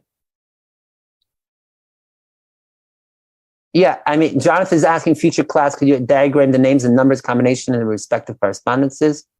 I've used this in the past. I had a chart that I didn't even make, I think, that had it graphed out. If you want to go on YouTube, let me see if I can find it. I may have it on my desktop, if I find it quickly. No. I may have it in a certain file, but yeah. Okay. If you want, if you cannot find it by yourself online, I am more than willing to share it. I mean, I could just do it, type it out. I've done this multiple. Let me see if I have it actually typed out somewhere. I have obviously more than one page of where I have different notes that we've done in the past. Hopefully I will. Okay, I don't have it on this page, but I have in one of my pages. I'm sure I have it. Oh, no. Okay. Anyways, well, yeah. All right. If that will be helpful, I'll do that. But basically, if you want to know, I'll just tell you about loud. The main difference is that the 45, the lowest level, when you spell it Hey, it's Hey Aleph. Okay? To make it 52, you make it the Hey, not Hey Aleph. To make it the higher levels of 63 or 72, you spell it Hey as Hey Yud. Okay? So Hey Aleph is Gematria 6. Hey is Gematria 10. Hey Yud is Gematria 15. So you see how the one letter Hey can be changed in different Gematrias. So too Vav could either be Vav Aleph Vav, which could be Gematria 13, or even lower than that, just Vav, 2 Vavs is 12, or Vav Yud Vav, which will make it 22. Okay? So just to give you an example how that works. Oopsie, let's just get back to what we are learning here. Okay. So the Ban, which is the receiving end, is represented on the outer lowest level. And that makes sense because emanate, it's all about, let's say, especially if you're talking about light coming above down. So then that which is being mashpia, that which is emanating, being given out, will be more represented by the masculine gematria form of God of Yud Kei Vav Kei, which is Ma or Sag, 45 or 63. Whereas the receiving one, which is most associated with feminine, would be the 52. So the lowest level is receiving. It's like Malchut the sphere of Malchut, which is also feminine, is the lowest of all spheres, yet it contains and carries all of the sphere above, and is able to gestate it and be able to birth and thereafter birth all the sphere above her to bring out a whole new form of sphere out for the next levels below. Okay, so similarly is happening here with the names of God that are being activated for all the different levels. As we will see, and to also to correlate this to what we were speaking earlier of Or Yashar light from up down versus Or Choser light, reflective or returning light, responding light, or reflective or bouncing light back up, that below going up, that the light coming down is light of Ma, 45. That's the Or Yashar. Or Choser is Ban, it's the 52. Okay. These are like very important basic concepts in Kabbalah, which is why even if we've mentioned in the past, I'm just repeating it, because these are essentials to understand the Kabbalah stuff. Okay, so this is how it is throughout the week. That is the normal way of how the light shines down above, filtering through each of the worlds, from Atzilut, the inner Atzilus to the outer, then which becomes the inner of Bria below it, then the outer Bria to the inner of Yitzir below that, and the outer of it to the inner of Yasiyah below that, until it's the outer of Yasiyah. Right? Ava B'Yom Shabbos, that's all Sunday to Friday. Ava B'Yom Shabbos, when it comes to Shabbos itself, then it works differently. It's not, you don't need that Atzilut, the inner part, the more intense part, the more superior part of Atzilut, which is the inner part, like the inner core of it, doesn't need to first go to the outer realms and then go down lower to Bria, but you could take directly from the inner core of Atzilut and bring it down straight into Bria itself. It skips that step of needing to go through the outer part. So too, the inner of Bria goes straightly into the inner of Yitzir, or even the outer of Yitzir. Certainly the inner of Yitzir. So to the inner of Yitzir, it goes straight into the inner of Yitzir. Because Shabbos is all about the innermost, getting deep, bringing it down. The Hine. So now how is it related now that we're talking about taking Shabbos methodology or dynamics and extending it into the weekdays? So how do we draw that surplus of Shabbos light into the weekdays? But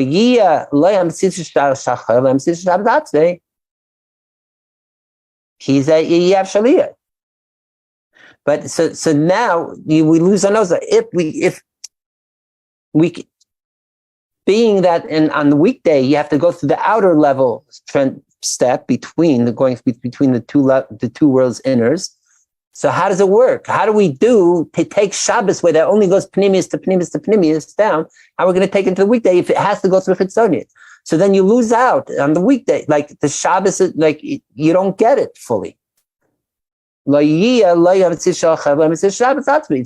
you're losing out and getting any of the energy of Shabbos in the weekday. I think kinika chelik maris Shabbos, or I think here that either memuna either will be like to negate that it's impossibility. Maybe the word is memutza. I'm not sure. I should look it up. That being an intermediary transitional point.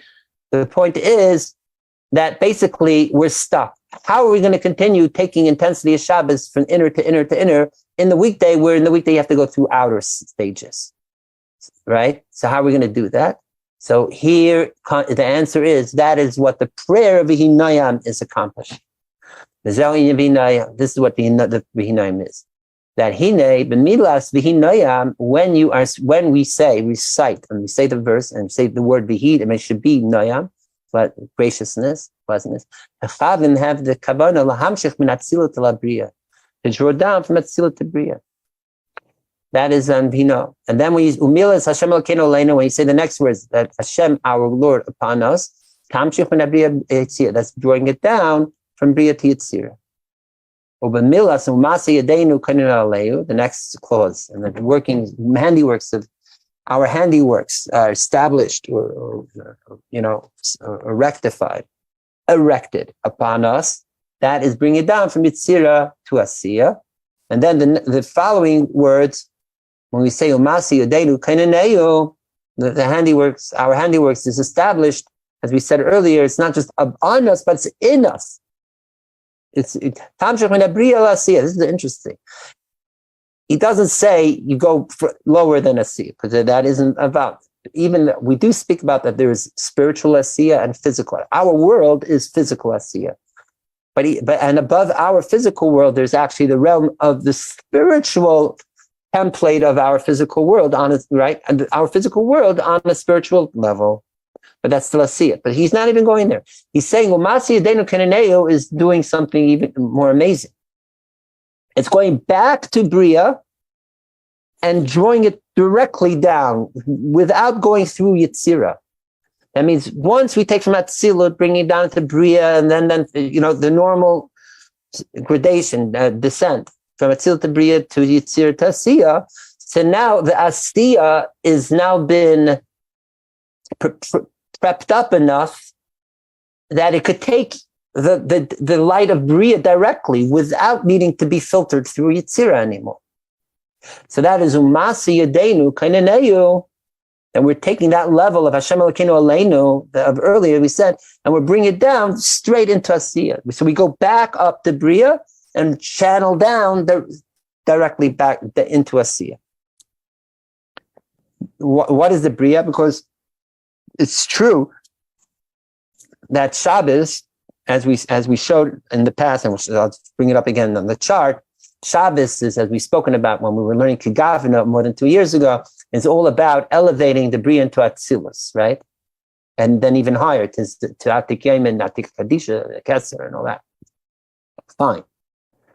But the way it practically manifests is that Shabbos, in the way it affects into our world, is primarily in the our upper, or let's call it the innermost realms of Bria itself. Bria of Shabbos, the world of Bria itself. Right? We say Kadayel Shabbata, the holy throne of Shabbos, Kusaydi Kare, that we say in Kigavna.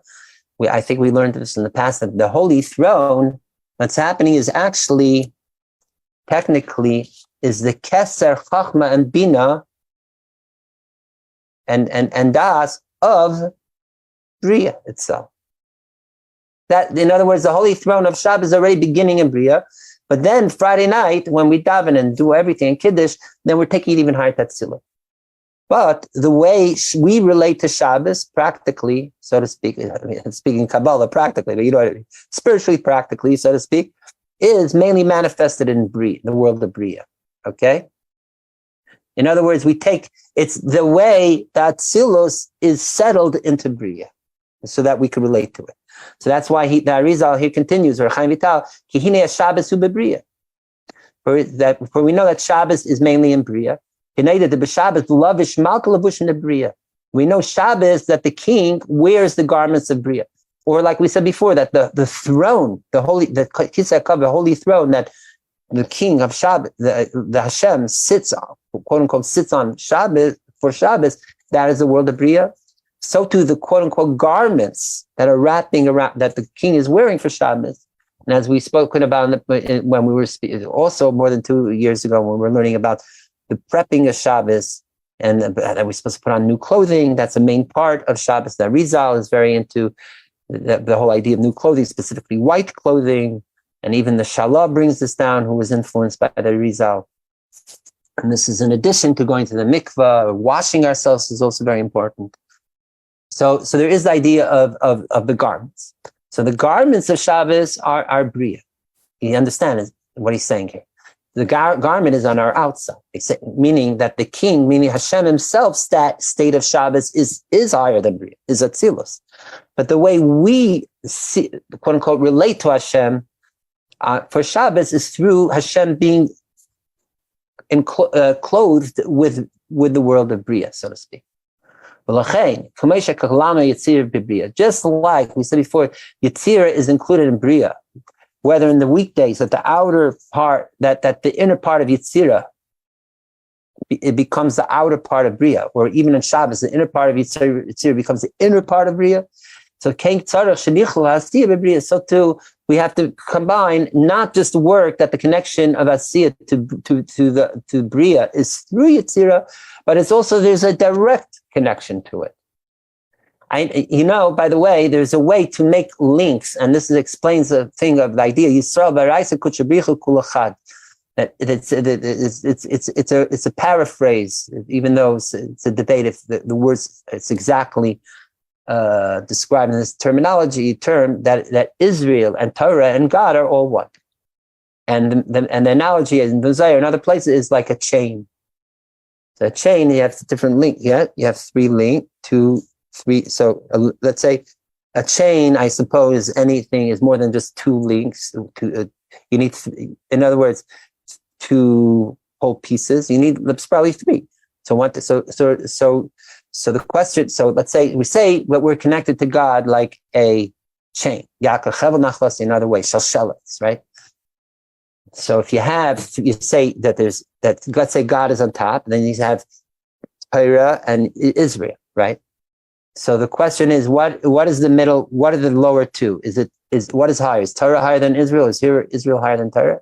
And whatever is at the lowest, it doesn't have direct link to God, right? Because if you have two, and if three, again, there's the upper muscle and then the lower muscle. So just so you know, I'll cut to the chase. According to Kabbalah, according to Chassidus, for sure, Israel is higher than Torah, actually. But Torah itself has direct link, not to God through Israel, but his own independent link to God directly. But how does that work in the linkage of the metal eyes, let's quote from the chain? So the answer is that lowest one loops back as interconnected, just like the Israelites. Where do you see this in the culture of our world? Have you ever seen the 5 rings of the Olympic symbol? It is in such a way that the lower links, it's all interconnected. So the 3 links. So think of it as if there's 3 of the 5 of the Olympic rings. So that means that taking it 3 is like this, and then there's a lower one below it. But that's, in other words, they're all equally connected to each other. So it's more like a segel, like the segel, and where they're all interconnected. So too here, there is the way that the lowest ring, let's call it, of a C, is connected to Bria, but needing to go through the middle ring of Yetzirah. But there's also the way that lowest of a C, it could be linked up directly above it, the Yetzirah, even straight to Bria. Okay? Where we? Okay. And that is the very last part of the verse. Umasi Yadeinu Kainanei was going from Asiyah straight up to Bria. Just like we said, Yetzirah is especially the innermost part of Yetzirah is connected to the outer part of Bria. So too, we need to include Asiyah to be connected directly to Bria in order to receive the light of Bria of Shabbos. That's through the saying and having the kavanah of that last part of the verse.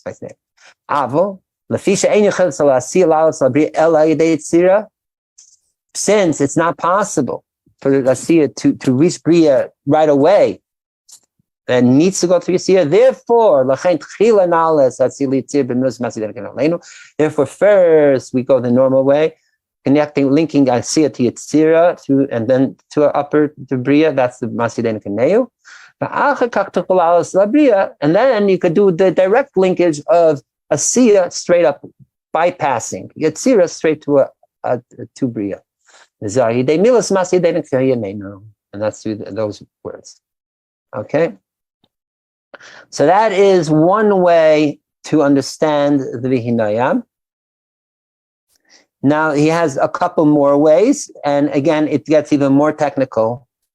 and therefore we're not going to read through it all. I'm just going to peruse and see what there is that we, without all the Kabbalistic formulas, because it's not just the terminology, it's also equations, different complicated ways of gematrias and letter sequencing and so on. So he says here, now we're going to explain the actual words of the Hinaya. So he says, first thing is you have Vihi, 2 words, Vihi Noah. The one is to draw the via he from Noah. Pirush. Okay, so that Noam is the highest level. Like we said before, it's associated with the highest level of Bina.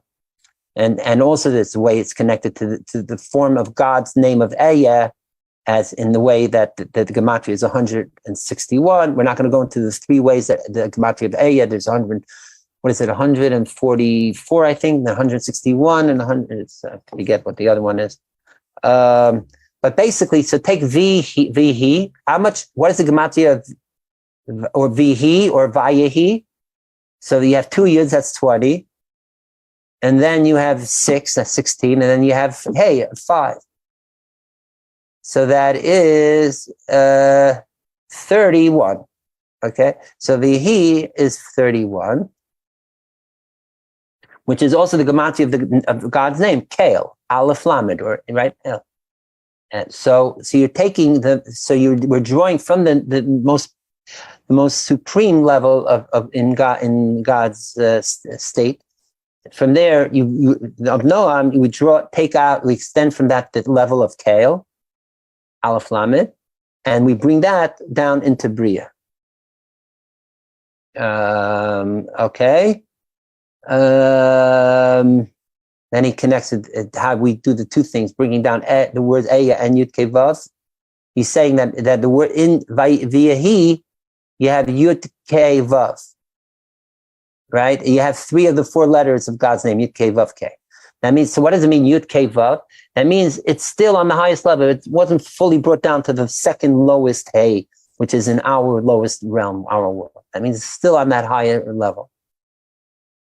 And he's saying also borrow the extra Yud from the Yehi that you're not using, make a Yanaim, blah, blah, blah. Oh, the third gematria of Eke is 171, I see here it says. Okay. I'm not going to go too much, again, not too much detail. Then with the next words, Hashem Elokeinu Aleinu, that again, as we spoke about earlier, to bring from Bria to Yitzira, in what way? So basically you take the extra letters of God's name, which are not from the original Yud Kei Vav Kei, but the Vav Dalet of Yud, or the second Hey of Hey, and so on. So in Gematrias, you bring it down. So he's explaining in Gematria and formulations of God's names, how, again, the same idea of saying before, how we bring it down through the words from Atzilus to Bria to Yitzira Siyat, blah, blah. So Yashem, Elokeinu, brings it down even lower. And then the word Aleinu, when we say the word Yaneinu, he says Aleinu is the world of Yitzira, okay? So Elokeinu, our God, is probably Bria. Because we know Elokim is already the level of related to our worlds. In other contexts, Elokim is is the attribute of din, of judgment of God. Or in other words, the way God becomes more limited, formulated for our world. And then even below that is the Aleinu upon us, Yitzira. Why? It makes sense. Because if we are in the world of Asiya, what is right above us is Yitzira. So that's the Aleinu, that which is above us. So we're bringing down God's name now into Yitzira Aleinu. Then we continue the next part of the verse, that Ma'aseh Yedenu Kainu Aleinu, is to bring it from Yitzira to Asiya. And then he goes again to complicated gematrias of the word of Ma'aseh and Atbashet Kei, blah, blah, blah, blah, blah. We'll leave it to all the great Kabbalists, but just, it's happening. Just know it's happening. So that's the word of Ma'aseh, is bringing in some comment. Yadenu, the word of our hands, is that we're bringing down the level of Mochin, meaning Chacham Bin Das, into Asiya, into the name of Aleph Dal Nun Yud, Adonai. Right?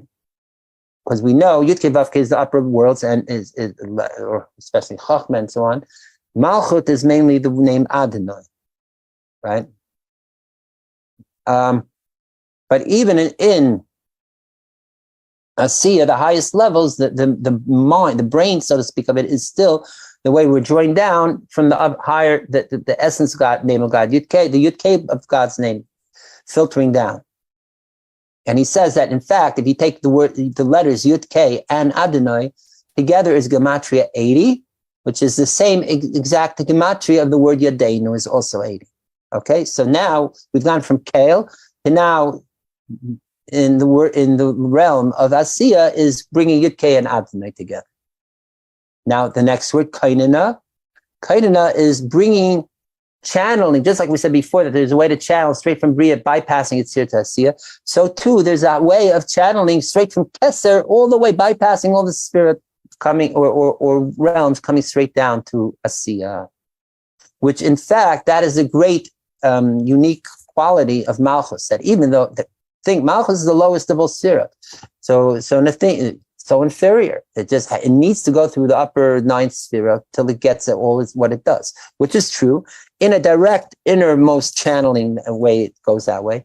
But it is also known that Malchut, in its spherical way, could, in its own way, bypass all the spherot around and tap directly to the Keser that's on the highest realm. That's why, in fact, the Malchut of the lowest realm can become Keser. And in fact, the Yitin Lucha Keser Melucha, we say, that the Keser Malchus, the crown of royalty, that Keser and Malchus had their own direct linkage, bypassing again all the other spirit in between. So that is Kainanu is establishing that.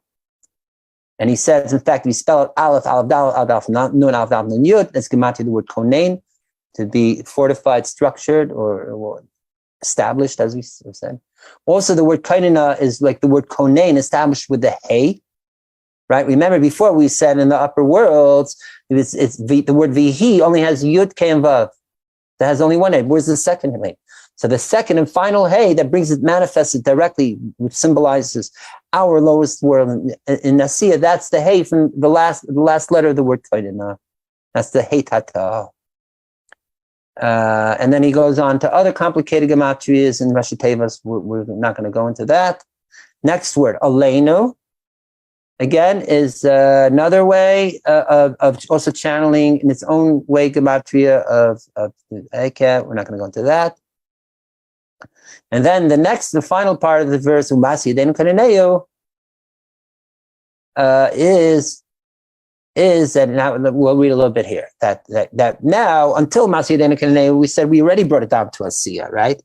But ha'amnan lefish Asiya b'techa klipas. Like the word Asiya is the one that's most related, which is part of our physical world, the place where there's all the negative forces, the klipot. L'chein tzarich tikun acher yesa elyon. Therefore, in order to deal with the reality of having all these intense obstacles and even impure forces that down in our world of Asiya, then we need higher powers to combat it and to deal with it. So therefore, we need this. So therefore, again, Masi Den Kaneu is not a repetition of what we said before, but it's saying that that Masi Den Kaneu is to draw to that highest level. That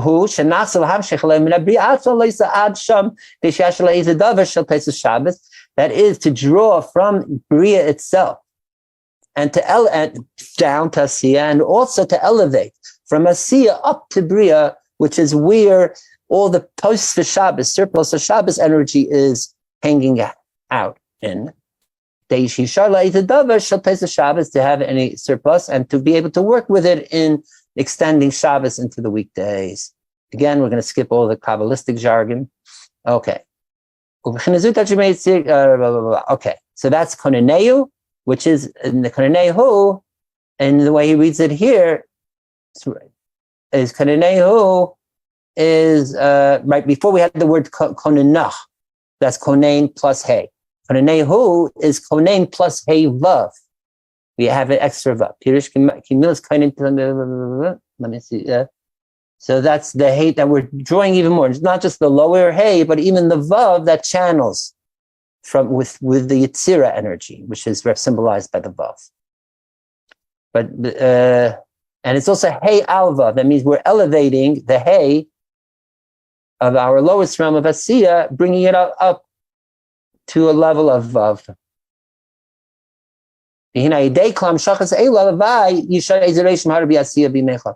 when we're working through all these hamshachot, all these extensions, drawing down by saying this verse of Noam, may we hope that this will leave an impression of this great, highest holy level of the surplus Shabbos holiness into the bringing it into the weekdays, as we spoke about in past in detail.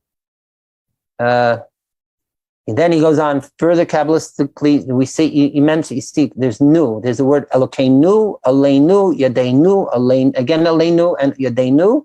The 5 times the word nu, which is 56, 5 times 56 is Mansapach. We're not going to go into it. Those are the letters of the Hebrew alphabet that you have a special unique shape for it when it's at the end of a word. Like a mem, sofit, nun, and sofit, and on, which these correspond with the 5 negative forces of our world of Asiya. So that is the new. And also new is possessive, ours, to us. That means making it more intimate, more within our real human experience here in this world. And through that, we have the kavanah to sweeten through the light that we bring down from the Bina, which is again the word Noam itself, and we're able to sweeten. And in fact, he says he discussed this idea of this new us, ours, in the 56th Gematria of Noam when he discussed about the word Elkeinu V'Ke'avosenu in Rosh Hashanah. Okay. Now he goes that also he has another kavanah for this. Okay, let me see the chat if anyone has any poesis. Okay, I'm going to look at this later. And I'm just looking at the text again. Yeah, okay, thank you, Aaron. Placed in the chat. Reb Zam, I don't know, could you see my chat on the share screen? I think you can, right? I think so. Just say, because I can't see everyone, but I think you can. No, you cannot. Okay. So Aaron in the chat gave us Reb Zalman's translation of the Hinam, which reads the following. May your kindly presence, that's how he translates. Okay, it's not even there. Hinam Hashem Elokeinu. Your kindly presence, Lord, ever be pleasant for us. So that's the Noam. May our hands' efforts achieve their aim. That's a Masidenu Konenehu. Koneno Aleinu. Please let our efforts result in good. That's Masidenu Konenehu. And this is in typical Reb Zalman way where he very freely translates. Okay. Next, Aaron adds about the word Motzoei. He has some comments of Elohim, right? In creation, right? The Motzoei above, Motzoei below. Thank you. And in fact, we speak in Kabbalah, there's Asiya de La'ela, Asiya de L'Sata. There's the realm or dimension of the world of action above, the world of action below. So it mirrors the similar idea. Yeah, and you do connect Maisa, I see later, Aaron, with the idea of poesis. Poesis, which is actually the word in the Greek, if you see in Aristotle's Poetics, he speaks about this too. Poesis means working. So artists, actually, poets weren't just people in the strict Greek Hellenic definition of poesis, that a poet is not just someone who writes words that are beautiful as art, but any craft of art, creation, even with your hands, painting, even a piece of music, all that would be fall under the category of poesis, according to the ancient classics. Fine, creation, that works too. I'm trying to just like going through. And in fact, yes, that if you remember the whole metaphor of God creating the world, we said it's like an artist creating an artifact, or the architect, and that is in fact direct metaphor that the Alter Rebbe and Mithra Rebbe and Chabad use for the whole process of how we are creators and artists, so to speak. Yeah, artifice, that's what you say in the next one, art, craft. Thank you very much. So, great. So now let's look at some more angles of these Kabbalist kavanas related to the verse V'hinayam. That and here he's going to plug it in to 3 types of tosot of surplus, addition of the holiness of Shabbos. One is that which is happening by itself alone. And this we spoke about a while ago, at the beginning of Shabbos, that there's the ontological effect that Shabbos has on our human and all of existence, whether we're aware even in that Shabbos, so even if we don't have the right kavanas, there is the elevation of the world's happening. Yetzirah, Yassi is ascending to Yetzirah, and Yetzirah to Bria, and all that. If it's happening by itself, at least, so why are we davening? Why are we making the meals? So the Arizal explains in the beginning, when he discusses the beginning of Shabbos stuff, that is in order to make it in the paninius, that embodying in the paninius, into an innermost. It shouldn't just be the outerness, because without it, just the outer world of a sea is going to go not even to the inner. I'm sorry. It's not only that the outer world is just going to go to the outer of Yetzirah, and so on and so forth. But in order to make it go internally, for that we need to give our own input. Again, through prayer on the spiritual level and through the meals and food that we eat in Shabbos on the physical level. Okay? So too, there's an ontological effect on all the worlds of the holiness of Shabbos, whether we give our own input into it or not. All the worlds are elevating. And so too, the Tais of Shabbos, all the worlds are being effectuated by the holiness of Shabbos coming to them. And that corresponds with the first part of the verse. Then comes the second aspect of the surplus of holiness of Shabbos as manifested with us. So in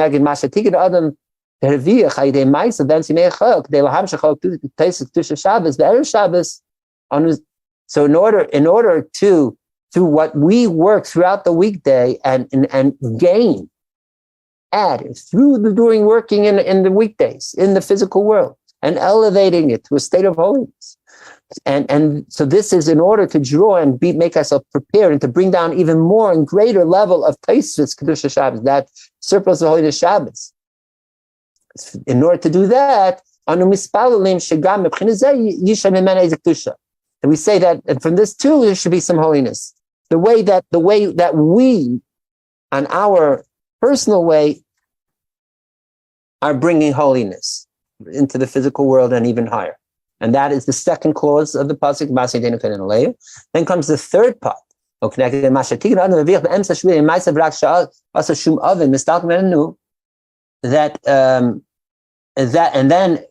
then corresponding to that which we work throughout in the middle of the week through it, and that means that even if we messed up and we sinned, okay, so it's even if we just do regular neutral work, that's easy to elevate. But if we made mistakes and sins, that's even more difficult to elevate and transform. Because then you need to put in the real work and the tshuva and all that. So we're saying even that harder work that we do in order to and be able to purify it and elevate it for the Shabbos, to the Shabbos level, for corresponding to that, on a mispalim we pray it should come to us for the upcoming Shabbos, and that's the last clause of the pasuk Masi Yadenu Kainenu. Okay, it's saying and that even that which we messed up through sin and blemished through sin, that itself should be elevated and made holy. To him, it's saying to it in itself, not a holiness that is descending or imposing upon us, but even from within our limitation, even our darkness, even our impurity, that itself can be transformed and made holy. Okay. Any more questions? I think we'll do a little bit more, and then we'll before we go into about Kislev and Parasha. Okay. But I'm just feeling that at least let's do just two more paragraphs here. Okay, because that will just wrap it up. Because right, so we're not going to do this whole paragraph because it's also very technical, not related directly with us.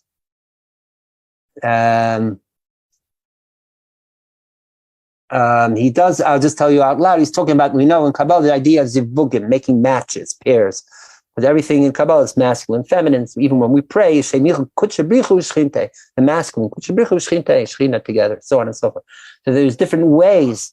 There's the higher matching, pairing of Abba, father, mother, it's Chachma Bina. Then there's a lower one of the Zer Ampin, the sixth spirit of Chesed, with the Tiferes Netzach with Malchus, which is the feminine. Okay? So he's saying to bring down the Hinoyam, there's a way, when we say it, that is to bring down this idea of these Zibugim into the weekdays on both levels. Okay. Let's go to the next paragraph. The Inyan Motzoei Shabbos, what is it? He B'chinas Erech Chayzeh. Remember, we said this earlier. This is how we began. Motzoei Shabbos is primarily, like Shabbos itself is Yashar, the direct light coming above down. Motzoei Shabbos is the reflective light from down, returning, going back up. That we receive now, Motzoei Shabbos. In order to activate this Erech Chayzeh, this activated, that is what we're doing when we may say this prayer of Vihinaya. As we're taking the Arabina down, that we're taking the Arabina that's Kandir, and then we're bouncing it back up.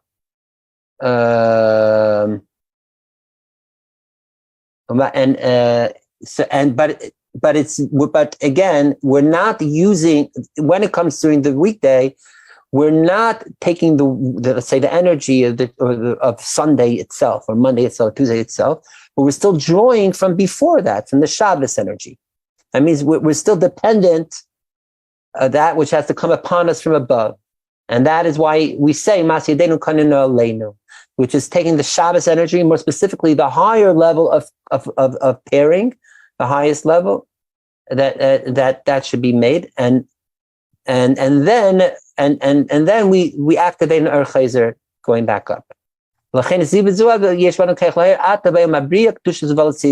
now he's adding a little bit more. We didn't discuss now that once we accomplish this, then we could say, as we know, Motzoei Shabbat, after we say V'hinayim and Yeshu B'Seitzer, we go on to say Uval Tzion Gayil prayer, right?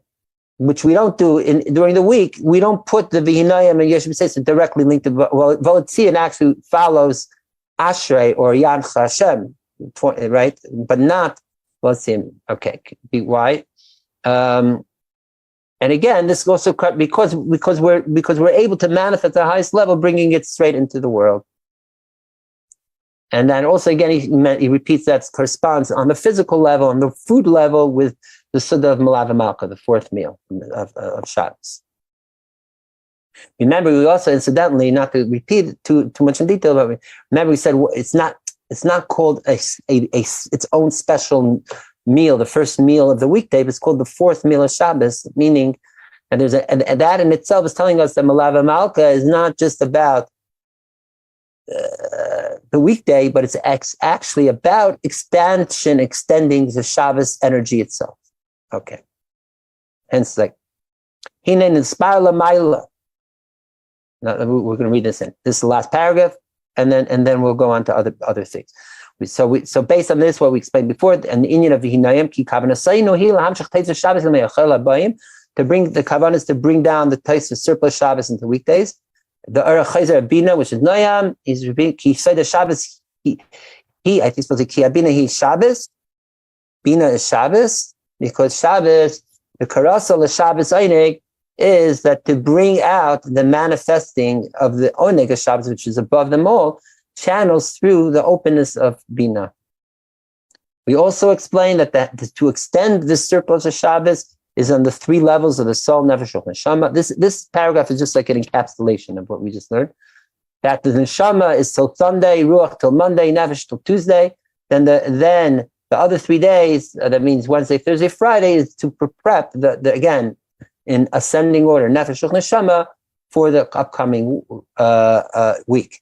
Now he's going to say something that I said outside, but now we're going to say it inside. That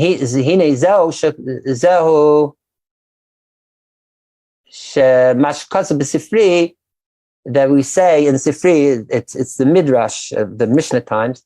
Shabbos, that we say, right? We say that pasuk Zachar Siyam Shabbos Akacha. Remember the day of Shabbos to make it sanctified. So we commonly means to remember the day of Shabbos. Say on Shabbos to remind yourself. But it doesn't make sense. If you're in Shabbos, So you don't need a reminder, you're in it. A memory means something that's distant from you, and you need a reminder, a recall. So therefore, the Sifri says that when we say Zachas Yom Shabbos HaKadsha, it's not talking about Shabbos itself, but it means that the other days of the week, that every day of the week, you're supposed to remind yourself about Shabbos. In fact, there's this mitzvah of 6 things you're supposed to remember every day. It's called the Sheish Zechiris, and one of them is Shabbos. There are people that say the pasuk Zachas Yom Shabbos HaKadsha every day of the week because of this. Right? So that mitzvah he limnois by Yimei Shabbos. And moreover, the Sifri says it's a mitzvah to count the days a week on Shabbos. Leimer Aleph b'Shabbos, Beis b'Shabbos. You don't just say today's Sunday. You say the first day of the week that's leading to the Shabbos, Monday towards Shabbos. As we mentioned before, the Shir Shayim, we say Mishma Shabbos, Sheb Shabbos, and so on. Like Chaim Kastav Ramban, so to the Nachmanides Ramban mentioned. By Inyan Hu Lahere is to indicate He call Yimei Achel Tluim v'Niksharim v'Nimshachim Yom Shabbos. That all the 6 days of the week are dependent, connected, and extend from Shabbos. And that their energy and light of all the 6 days of the week is coming from the Shabbos before. The Rechaim Vital is telling us, remember this very well. Because in fact, according to the Rizal, this is part of the mitzvahs, 613 mitzvahs. And one of the 248 positive mitzvahs is limnois. To coin, not to say Sunday, but say first day of the week to Shabbos and so on and so forth. Okay? So there we are. We covered everything you wanted to know about the Hinayam and why it's so important to say it and saying it standing, and how this is, at fact, how the Hinayam is the portal through which we channel the surplus energy and holiness of Shabbos on the spiritual realm, certainly into all the days of the subsequent week. So, and on the spiritual realm, and he mentions parenthetically, which we know we've learned other places too, that the way we do it on the physical realm is through the Milava Malka Mil of Mitzvah Shabbos. That would speed up. Okay, Atkan. For Mitzvah Shabbos discussion. Does anyone have any questions or insights on this? Possibly not. So what we'll do is delve straight into. First, we'll speak a shmooze a bit on about the month of upcoming month of Kislev, and then, time permitting, we'll discuss also on the parsha.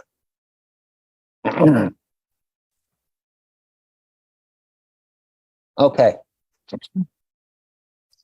Excuse me. So first of all, who knows what month? It begins tomorrow night? I mean, it's Rosh Chodesh Kislev, it begins tonight, but it's the last day of Cheshvan. What is the next month coming? Drum roll, anyone? You guys know. Tell me. Yes, it's going to be. Wait, how do I get this microphone off here? Yeah, you're good. Yes, Ariel, welcome. We hear you. It's going to be like a Kislev. Very good, very good. I always love the name Kislev. It's like you got the kiss and you got the love in there, and in a way, it is a great holy month. And just in general, I'm going to meet you. Thank you for muting yourself, Ariel. Very nice.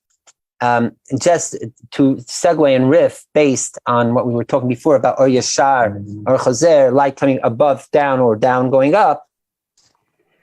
That, so there's 2 ways to count our calendar. Either, like in the Chumash, the first month of the year is actually Nisan. Tishrei is the 7th month. We observe it in the way that Tishrei, the first day of Tishrei, is Rosh Hashanah, right? So and we spoke about this at length in the past, that the 2 ways, if we look at the year cycle as emphasis on creation, birth of creation, or birth of a nation, to elevate a racist term, idol, birthing of the Jewish people, which began with Nisan. And in fact, that is how we know the whole idea of Rosh Chodesh is the Rosh Chodesh Nisan. That's the first, in fact, openly mentioned mitzvah in the whole Torah. While Israel was still in Egypt, that God tells Moshe, Chodesh Hazelachem Rosh Chodashim. That this month that of Nisan is the beginning of all the months. So we see, in fact, already God says that, in fact, Rosh Hashanah should be the first day of Nisan based on this, right? And it says, in fact, God showed the moon to Moshe to say, this is what a new moon looks like. Wait, hang on one second, please.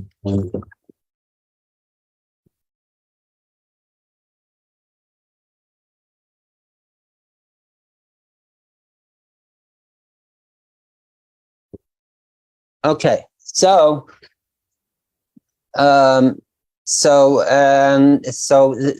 yeah. So there's two ways to look at it. Now, what is the difference between Nisan and Tishrei? Nisan is mainly the revelation. God, we say in Nagadat, God reveals himself to us. And that is how the whole Exodus story happened, right? Especially on the full moon, the 15th day, that's when the Exodus happened. It's all about revelation, even though we were not worthy for it, because we were stuck in Egypt impurity, the 49 gates of impurity as it's described. Still, even though, not because of any great qualities that we were doing on our level, but we were gifted from above down. Revelation, that happened. Whereas Tishrei, what is Tishrei? Tishrei is working from bottom up. We do tshuva, right? That's all about working on, so inner processing. And only when we work through ourselves, we make ourselves the right vessel to receive that highest state of divinity and bringing it into our lives. So again, that Nisan represents the Or Yashar, the up-down way, top-bottom way, whereas Tishrei is the bottom-up, right? But like in economics, either trickle-down economics or what we percolating up economics, maybe it's called. I don't know. So that is the first months of these two systems of the year, the annual cycle. Then we know what comes on the third month. What's the third month from Nisan? Meaning 2 months later is when was the Matan Torah? When did God again reveal from up coming down to us into this world? Was Sivan. But that was the third month from Nisan, Iyar, Sivan. So yes, it's true that we also work through ourselves through the second month, Iyar, and that's what Sphira corresponds to. And in fact, Mount Sinai was a way, like a mountain elevating, that it was in itself was elevating to meet above and down. There's some elevation happening, but it's mainly the God descending and revealing his essence to us in the physical world. So again, it's top bottom. That's on the third month. So that is on that count. So what are we from Tishrei? What is the month of Kislev? It's the third month again. So you have Tishrei. Then you have the month that has the least or almost no holidays. That's in between Cheshvan. Then comes Kislev. So Kislev corresponds to almost like that level of when the completion, just like Sivan, the Matan Torah is a completion of radiating from above down. So too, this month of Kislev encapsulates the way of the bottom up way is being fully realized all the way. Okay, so and we'll soon see how. All right, so that is what makes this whole month of Kislev. I mean, the most obvious part of aspect of holiday that we have in Kislev is what does the month end with? Which great fun holiday? Anyone? What holiday we're going to have in 3.5 weeks? No? Anyone? Hanukkah. Very good. Hanukkah, right. So Hanukkah is, and again, that's light, right? But what kind of light is it? It's not a time when everything is shining, springtime and all that. In fact, Kislev, especially at the end of Kislev, is a time when the nights are longest, the shortest days, when it's the most intense darkness in the world. Okay? So and yet there, through Hanukkah, let's say, we're able to bring out light and reveal. So that's the difference. Tishre and Nisan is light when it's a time of light anyways. But it's Dafket this month when it's dark, and to bring out light that is, first of all, more of in a chiddush, that there's light even in the darkness permeating. And it's a great, in a way, ironically, it's a greater light, that only the greatest of light can really penetrate and transform the darkness. And also we see the light more, right? If I have a bright room and I add another light, you won't see that much the difference. Whereas if I have a dark room and I light, put on even light a match, it's going to illuminate and see how much greater that light is. So, and like we were speaking earlier, that the bottom up way is that when we're working on ourselves down here and transforming it, we're making it more permanent and making it even more.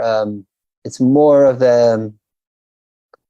it's bringing out more of the specialness of the and efficacy of the light that to work the channel.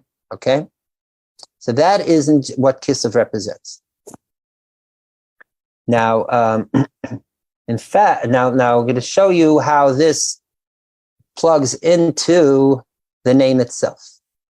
And here I'm going to share a screen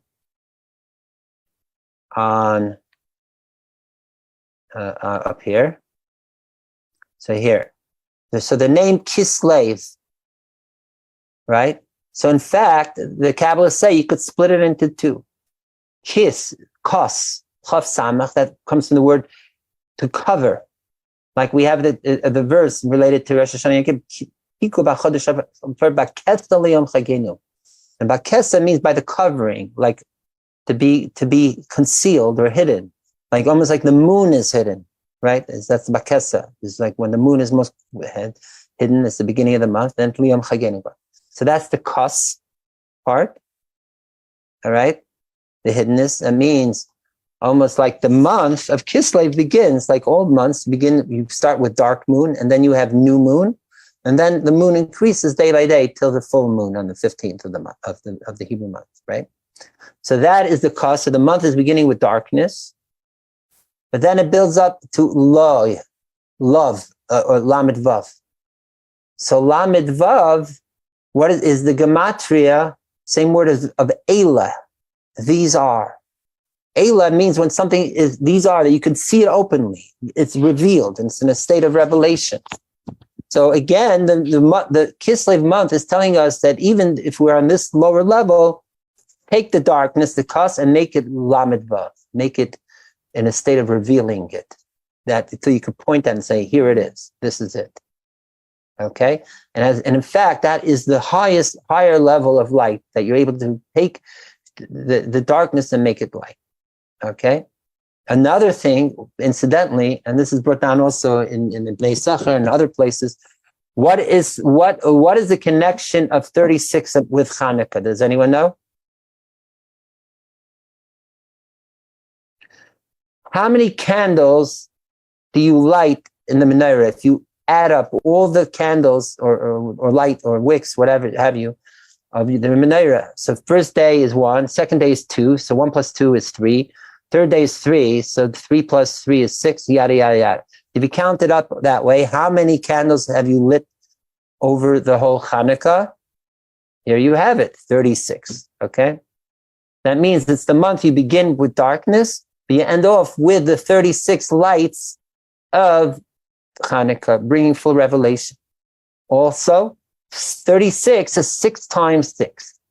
6 in Kabbalah, in the Sfirot, are the 6 main Sfirot, Chesed, Gvur, Tiferes, Netzach, and Yesod, the ones most essential to our emotions and behavior. So when we work through our 6 Sfirot in detail, 6 times 6, like our Chesed Shebi Gvura, our Tiferet Shebi Yesod, and so on and so forth, that's 6 times 6. That means we've purified and illuminated our full our main part of us, of our sephirotic or our middle attributes of us. So that's also 36, okay? So that is the light of that is coming here. Another thing. And now, what is this? What is this light? That this great light that is translating into 36.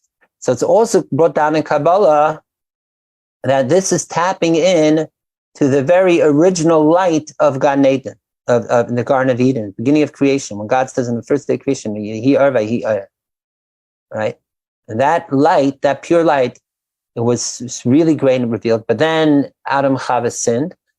So God then concealed the light till the times of Mashiach. Okay, so this is known as the Ur HaGanuz, and which is time saying 7-fold intensity, sometimes 70 times intensity. So now, what is this great light that Adam and Chava had? Actually, technically, was even after they sinned. They still had residue of it afterwards. Well, how is it? What is it? What is its connection to 36? Does anyone know? And this is related to Motzoei Shabbat, and that is according. I think it's even in the Midrash. It says that this concealed light, that God didn't conceal the light right away, right after they sinned, but he kept it going till afterwards, even till Motzoei Shabbat, for 36 hours. The purest of the most intense of the divine light shined. So the Lamed Vav, the 36, corresponds to 36 hours of the highest light. And that is the light that comes to Motzoei Shabbat, which is incidentally why there's a custom. Some people, even Motzoei Shabbat, they light a candle again. Okay? Because they want the light to continue into late Saturday night to make up that it should be 36 hours, basically a day and a half, corresponding to that. So we see the purest of light is again connected to the number 36. And therefore, actually, once after Adam and Chava sinned, what does God call out to them? What does he say? What's the famous word? Ayeka, right? Where are you? Ayeka. What is the gematria of Ayeka? I have this over here on the chart also. Aleph Yud Chaf Hey is 36. So when God was calling out Ayeka, he was reminding them that God was reminding Adam and Chava, look, I've given you the highest level of light. Why did you guys mess up? How could you have been preoccupied with darkness when you were treated with such amazing light? Okay, so that is the Lamed Vav, the 36. No, we know. I mean, incidentally, it's not related. We know that the idea of the 36 hidden tzaddikim, but in a way it is connected. Why? Because tzaddik means the purity of light. Hidden means being in a state of hiddenness, keeping it covered. That's similar to here, kislev. That in other words, like either starting off with darkness, concealment, and then going to illumination, from the Kas to Lamed Vav, one way to look at it, or that through the hiddenness we're able to bring out light. Like the Hanukkah example and so on. Through the darkness, in the darkness itself, we bring out the light. It's also, we say, Or Haganuz Latzadikim. Tzadikim, exactly. Good, well put. All right. So Tzadik Nistar, the hidden Tzadik, in a way, it's hidden to the world, but if you know how to tap in, you could even realize it in itself. Incidentally, I have here too, like how many Mesechtas do we have Gemara for? We know there's 60 actual Mesechtas of Mishnah, but how many do we have Talmud Bavli, Babylonian Talmud? Is 36. What's the connection? Because according to the Midrash and Kabbalah and things, the Bavli, Talmud Bavli, which has it's very elaborative and there's a lot of questions in it to which you need responses. That corresponds, if Torah is, we say Torah is light, that Bavli Talmud corresponds to the light that has to work its way through the darkness. When we have questions, uncertainties, confusions, also Bavli is very difficult to learn. So it's all obfuscated, it's all concealed almost. It's clarity. And you have to work your way through understanding the Gemara, Daf Yomi, whatever way, till you see, Eureka, it starts lighting up the great, what you're learning. So that's also why the Bavli Talmud is 36, because it's corresponding to this particular type of light and light of Torah. A way that of the light that comes through, working through the darkness. Okay?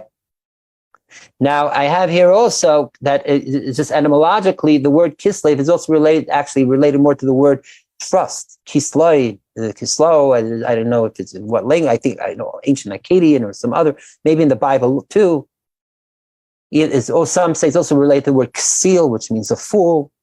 Why? Because the fool is because that's the way you get sometimes what seems like darkness or it's nonsense. Sometimes that's the way you get to the innermost wisdom and truth. And also because, and as of the word trust, because you need trust and faith to work through the darkness and say that even though it's dark, we can still find light here. Okay? I don't understand. Because I'm making a joke. Okay, good. Okay. You don't understand, I want to know. Okay. So let's go on weiter a little bit, some other parts. And this is, again, what we're going to say here also is following is based on the Sefer Yetzirah and also a little bit what I spoke about the Araganus is already in the Bnei Yisachar, but just cryptically a little bit. By the way, Bnei Yisachar adds one more thing that I think he says that there's 3 words related to light: Oyer, Ner, and Me'orot. And he says that this is in Chumash, it's these 3 words are mentioned 36 times. So again, there's a connection to this idea of light or illumination or candles or luminaries with the number 36. By the way, before we continue, also the word Lamed Vav, Lamed Vav 36 is also a word. Loi means to him, right? There's a verse, I think it's Isaiah, that says, B'chol tzarasam leitzar. In all their suffering, Loi means to God, there's suffering. So there's 2 ways to say, there's a Kri and a Ksiv there. The way it's written and the way we say it. And I forget which is which. One way it says Loi Aleph, and mean that when we're suffering, God is not amongst us, is not suffering amongst us, because God is beyond physical pain and all that, of course. That's the conventional way to say it. But then there's the even deeper say, Loi, that with us, that God is also suffering with us. Like we say Shchinta, that the Galusa, even the Shchinta is in Galus with us suffering. Well, what does that mean? I'm not going to go into the theological meanings of it. But here we see the Loi is to him almost that third person possessive, meaning that there's a connection with the divine even here, even in the darkness, even in the suffering. That's what the word Loi. Okay. So that's the trust. Okay, so let's go weiter. The letter, according to Sefer Yetzirah, associated with this month is Samach. Samach is also has the word from the verse we say in Ashi, Semach Hashem l'cha nefin. God supports all those that fall. By the way, incidentally, the month before Cheshvan is the letter Nun. So letter Nun is the Noflim, those that mamish fall. Like we know, Cheshvan has absolutely no holidays. We're going from the highest of the high of Tishrei to the lowest of the low, in a way, of Cheshvan. We have like the crash after the party, so to speak. That's the Nofel. Comes the 3rd month, the kid played and says, no, I'm going to pick you up again, give you support again.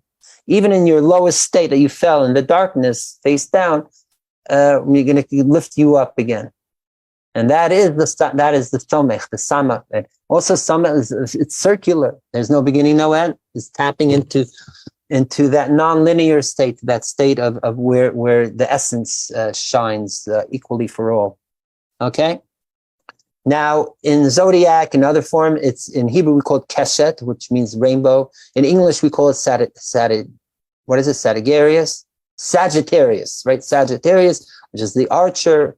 It's also the time when Orion is most illuminated in the sky. So in a way, maybe next week we'll discuss more the detail of how it's related, like the Keshet part of it. But just think of it, it's leaking from one end to the other, shooting, revealing, yada, yada. body part, it's related to keva. Keva is the stomach. It's like processing, it's digesting that which the light till we bring it out in great energy. And in our senses and behaviors, like each of the months has something, one vision, one sound, yada, yada. This month is related to shena, to sleep. Okay? Because, and in sleep, it's not just that we're asleep, but that's even like, even in our sleep, we even if we're in a solemn state, slumber state, even there, we have this awareness and light. In fact, they say that people who are worrying too much, I don't know what's happening, they can't fall asleep. They're uncertain about things. It's those that are happy and certain and have trust, again, to the word kislev, trust. They have confidence in themselves that they could sleep easily, okay? So the sleep of kislev is not just, is in a way a positive way of sleeping. We're sleeping because we could surrender to that state of re-energizing. Because we have that light, even if it's not fully revealed, at least it's within us, okay? Just to add a little bit more to the month, is the combination of, and we've spoken in the past, that every month has a different combination of God's name. Yud Ke Vav Ke is Nisan. I forget what is his ears. Yud Ke was what Yud Ke Hey Vav. I think I forget it. Blah blah blah. This month there's 12 different possible combinations. This month is Vav Yud Hey Hey, and this is the acronym of the verse from the end of Bereshit Maichi, where it says that Yaakov was buried in or brought down by or some, I think it's related to that. Yaakov, Yeshiv Ha'eretz HaKnani. So it's sitting in the Canaanite land. So that's the idea of settling, and even in Canaanite state, we could bring a state of revelation by Yar, illuminated, and in a way of Yoshev, of settled with Menucha, let's call it, right? Right.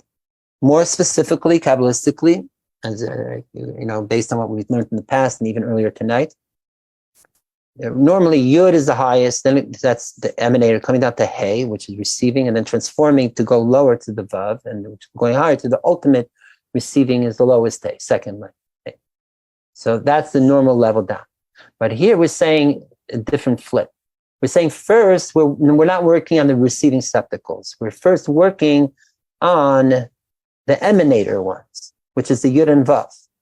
But we're not beginning with the Yud, that means the God level of emanating, but with the Vav, that is the lower level, our level. Vav is like an extension that comes down to us, also representing a sphere of the six. Vav is six sphere chesed netzach yisod. So here too, we see this idea of bottom up, or chayzer, returning. Now we're first starting with the Vav, down with us, our reality, but in the way we emanate up, that shines up to the Yud that's above. That's the divine God state of emanator that activates that Yud above, and then that flips and transforms down to bring down to us into the two Hays.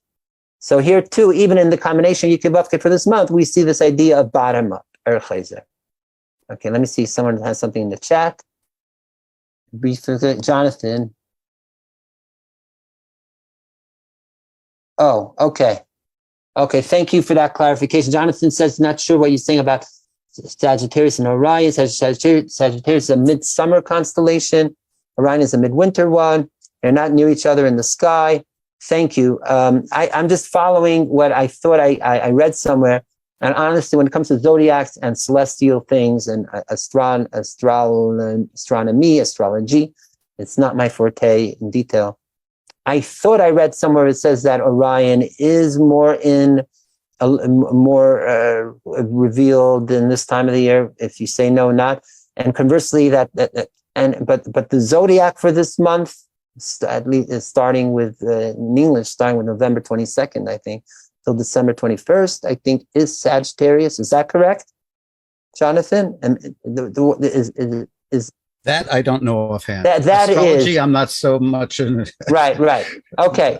Thank you. So the way I understand is this month is Keshet, which means rainbow, which is Archer, which is Sagittarius. That how it's connected to Orion or not, I don't know. Orion, we know, is the image of an archer up in the sky.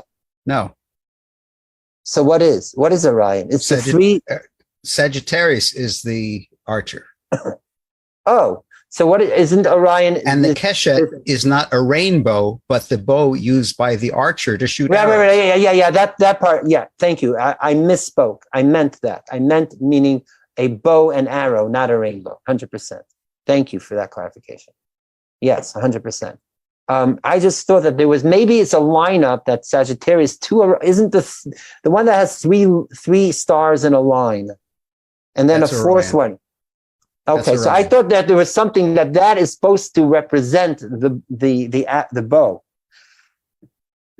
or the arrow or something. I don't know. Or maybe if you make a direct line from there to the other side of the sky, it connects with Sagittarius. There was some linkage there. I don't know, from my very amateurish exposure to astronomy of the sky. Okay, be it as it may, it's for sure a lineup as consigned, but okay. Typically but maybe it's on the opposite sides. Okay, the three stars are usually referred to as the belt of the hunter, Orion.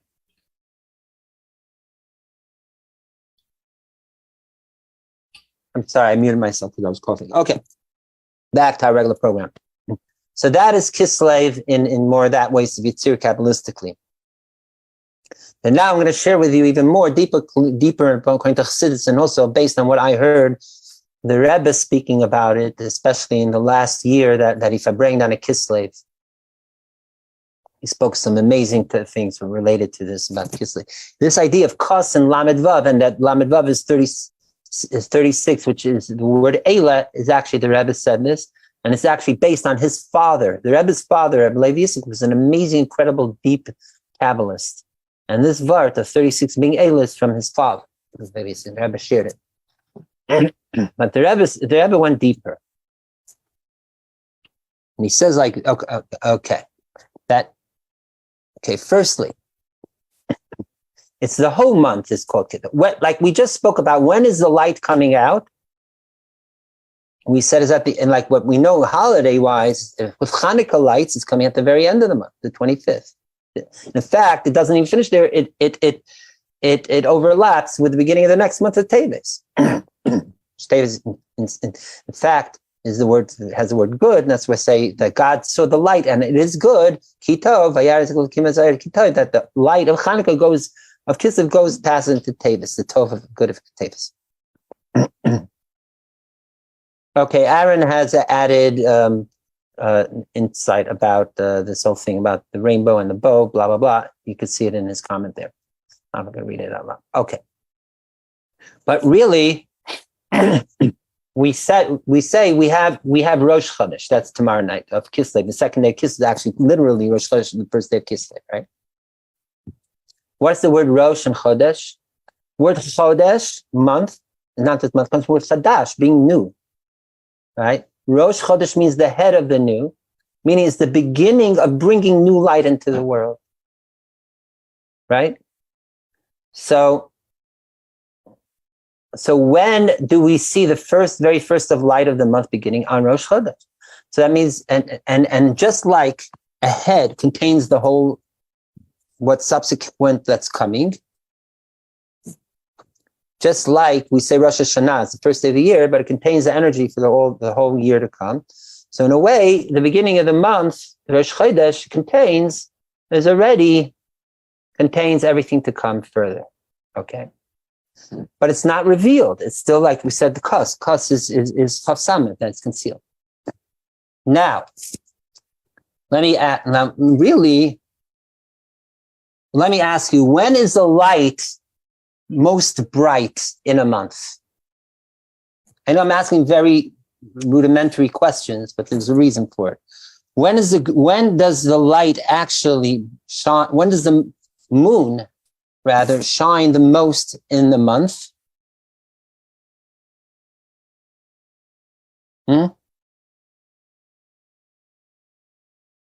That is the full moon, right? Right, 15th day. So just 14th, 15th, 16th day of the month. Yeah, 15th, right? Which is in fact why actually Exodus wasn't the first day of the month of Nisan, but it was on the 15th day, because he wanted the open revealed of the full shine of the moon then. Okay, so in fact, when should we be celebrating the most brightest time of the month? Should be full moon, not beginning of the month, new moon, right? In fact, there's a medrash that says that sees that the trend, the unfolding of revelation of the divinity in the world, that Avraham and Yitzchak and so on represents the beginning of the month, and then expands and goes till culminates with Shlomo, King Solomon, who built the temple, that represents the 15th of the month. As the term in Zayar is Kai Masira Bashlam Musa, that the moon exists in its fullness, its wholeness, and that's the name Shlomo means also Shalem, whole. That the moon is whole. That's representing Shlomo. So we see that the climax almost of light should be the 15th of the month. Yet the Rebbe said there's something very unique about the new moon. I'm sorry, that means the first day of the month when the moon begins to shine, then when it's full moon. What is it? He said, and it's related to what we were saying before. When new full moon, 15th of the month, the moon is shining very much. But what was the day before? It also shone, maybe less so, and the day before they also shone less so, blah, blah. So still getting by the 15th versus the days before it's all relational and in gradation. It's not an absolute shift. It's just like 15th day is a little bit more brighter than the 14th, it's a little bit more brighter than the 13th and backwards, right? Or right to first. So there's not less of a chiddush, less of a uniqueness, newness, innovation in the light shining at its fullest on the 15th of the month, right? When do we see the most chiddush of light coming in during the night to us? It's dafka, the very first beginning of the month, the stirrings, what we call the moled, when the moon is just birthed. And on the Rosh Chodesh. And it's dafka then we go from complete darkness to the tiny sliver of the moon. Now, even though it's just a tiny bit of light then, but the contrast and what we're accomplishing and what we're indicating here is greater than the brightest light that can be of the moon from the 15th month. Because we're showing even now, even when the day before was absolute dark moon time, there was darkness altogether. But even through this can permeate, that light can permeate through and through. And showing we can transform even the darkness and bring light out of it. Like we were saying before, there's a bigger emphasis and sense of light when you strike a small match in a dark room than if you even lit a big fire in a fully illuminated room, right? So that is what the first day of the month, the uniqueness and greatness of it. So it's twofold. Both, as we said before, the beginning of the month and the birthing is like everything contains everything that's coming later to unfold. So the energy to unfold and make brighter throughout the rest of the month, all the way till Chanukah of Kislev, already is beginning with the Rosh Chodesh. But even more so, on the first day of Kislev itself, we're already bringing out this greatness, this whole new way of light, that even when things are most dark, you could bring out light right away. Now, of course, this relates to every Rosh Chodesh. Every Rosh Chodesh, we go from dark moon to new moon. But Kislev, again, because of its name, and because in the time of year, it's the time when the nights are longest and it's most dark. So this is the time where you see the contrast more. You're going in the deepest and darkest of time of the year. And even then, you could bring out the first stirrings of light and sliver of the moon light and to bring light even in the darkness, through the darkness. So that's why Dafka Kislev expresses this idea, and why this light, we don't even have to wait till the end of Hanukkah of this month to start bringing the light. But already now, even when it's the time of Kos, the part of the month, even here, we're already bringing out the full light all the way. And with this, the Rebbe actually connected it with a very interesting thing. What is the first prayer? What is the first thing we do when we wake up? What was the first thing we say? Huh? When you wake up, what do you say when you're still in bed?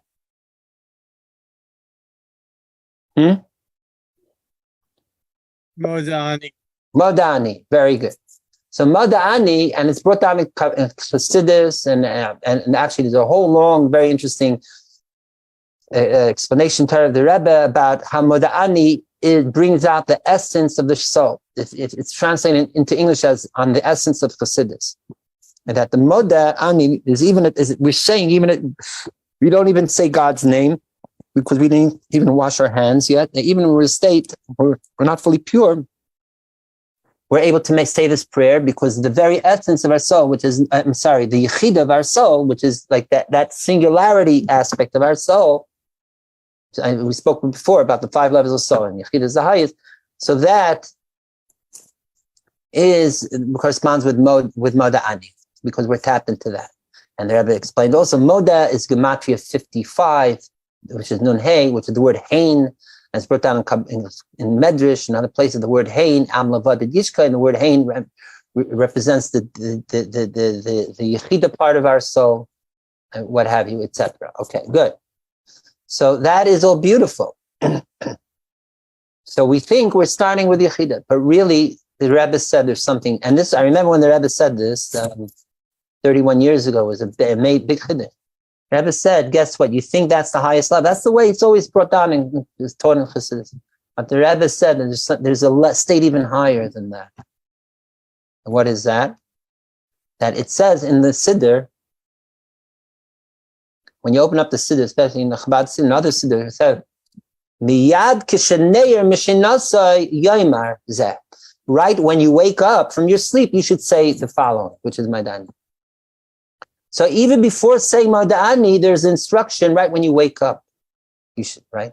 So the Rebbe was saying that the waking up, that's the highest level altogether. Even before you say anything, even before you just waking up, stirring, going from a state of sleep to awakeness is in itself the greatest transformation. And even before you say any words, it transcends any other. It is the most existential shift that we have. As we know, sleep is brought down in Gemara and other places. Sleep is like a 60th of death in a way.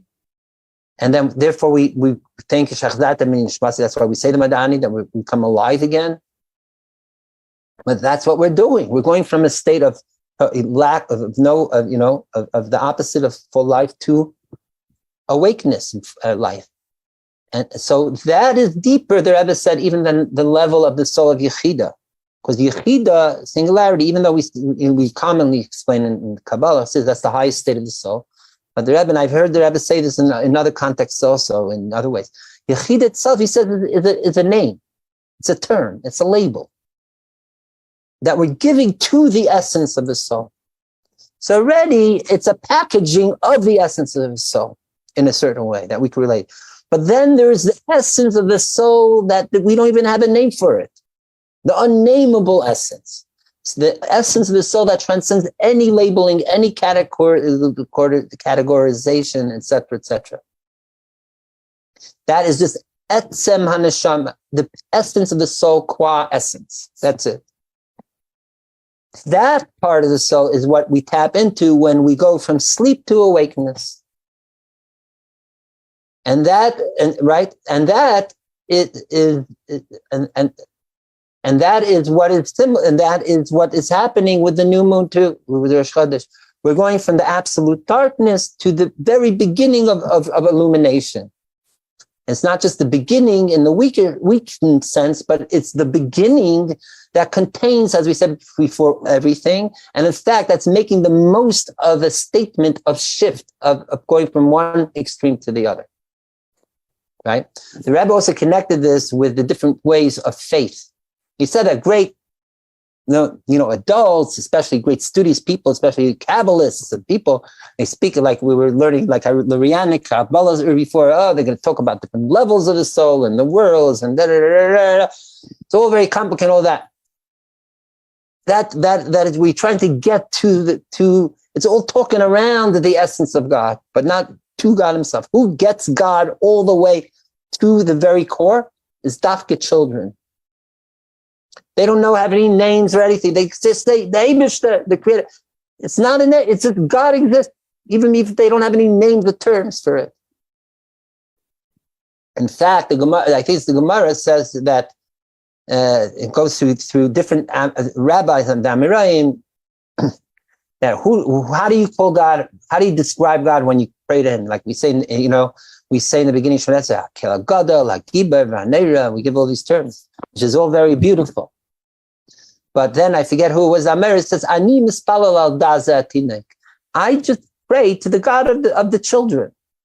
Meaning, the children don't have any great fancy descriptions or theological notions of what is God, who is God. They just know God. They sense, feel, have pure faith, simple faith, God. So the great scholar rabbi said, when it comes to praying to God himself, I put aside all the attributes and descriptions, honorifics, and just straight to God. And that is, in fact, the highest level. And that is what we tap into in every Rosh Chodesh, and particularly the Rosh Chodesh, this Rosh Chodesh of Kislev. Okay?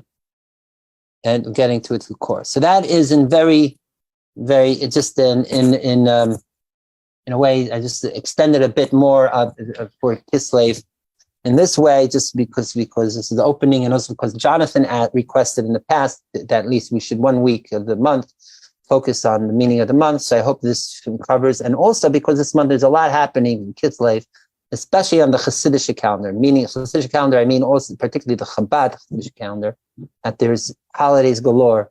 First of all, Rosh Chodesh Kislev in Lubavitch is very important. That was the song we were singing before. It's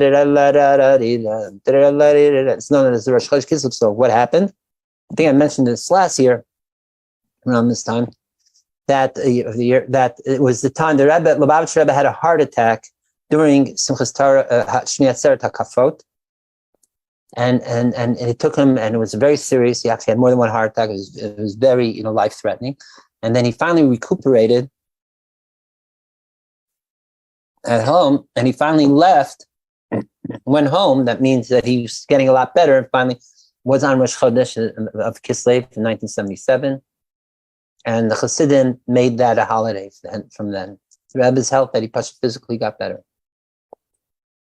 And then there's other holidays throughout Kislev. The 10th of Kislev is the day of liberation of the second Chabad Rebbe from prison. The 9th is also, it's his birthday, and Yartzeit is the 10th, and 9th he was liberated. Then the 13th, there was a whole court case in Lubavitch several decades ago with Sparin. Something you'd get. The 13th of Kislev was the first victory in that aspect. The 14th of Kislev is the Lubavitcher Rebbe, the last Lubavitcher Rebbe's anniversary of his wedding. Then we have the most famous of the Kislev is Yutes Kislev, the 19th of Kislev, when the first Chabad Rebbe was freed from prison from Tsarist Russia, and the 19th and 20th Kislev, but it's not just a Chabad. 19th is not just Chabad, but 19th of Kislev is also the Yartzeit of the Maggid of Nazrich. So all Chasidim commemorate 19th of Kislev, and only then we go to Chanukah, and even within Chanukah there's a holiday where a bunch of very important Chasidim were freed from Tsarist Russia on the third or fifth candle night of Hanukkah. Okay, do you see it's all packed? So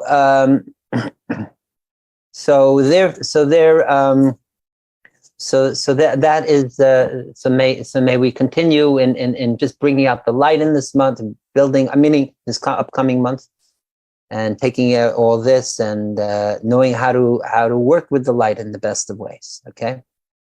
So now I see we're almost, we're getting, it's getting late, so to speak, and we didn't touch on the parsha yet. So let me just at least share in a way parts of the parsha, and especially how they plug into what we were just discussing. Okay. So in fact, we're going to open up our chumash, so to speak, online.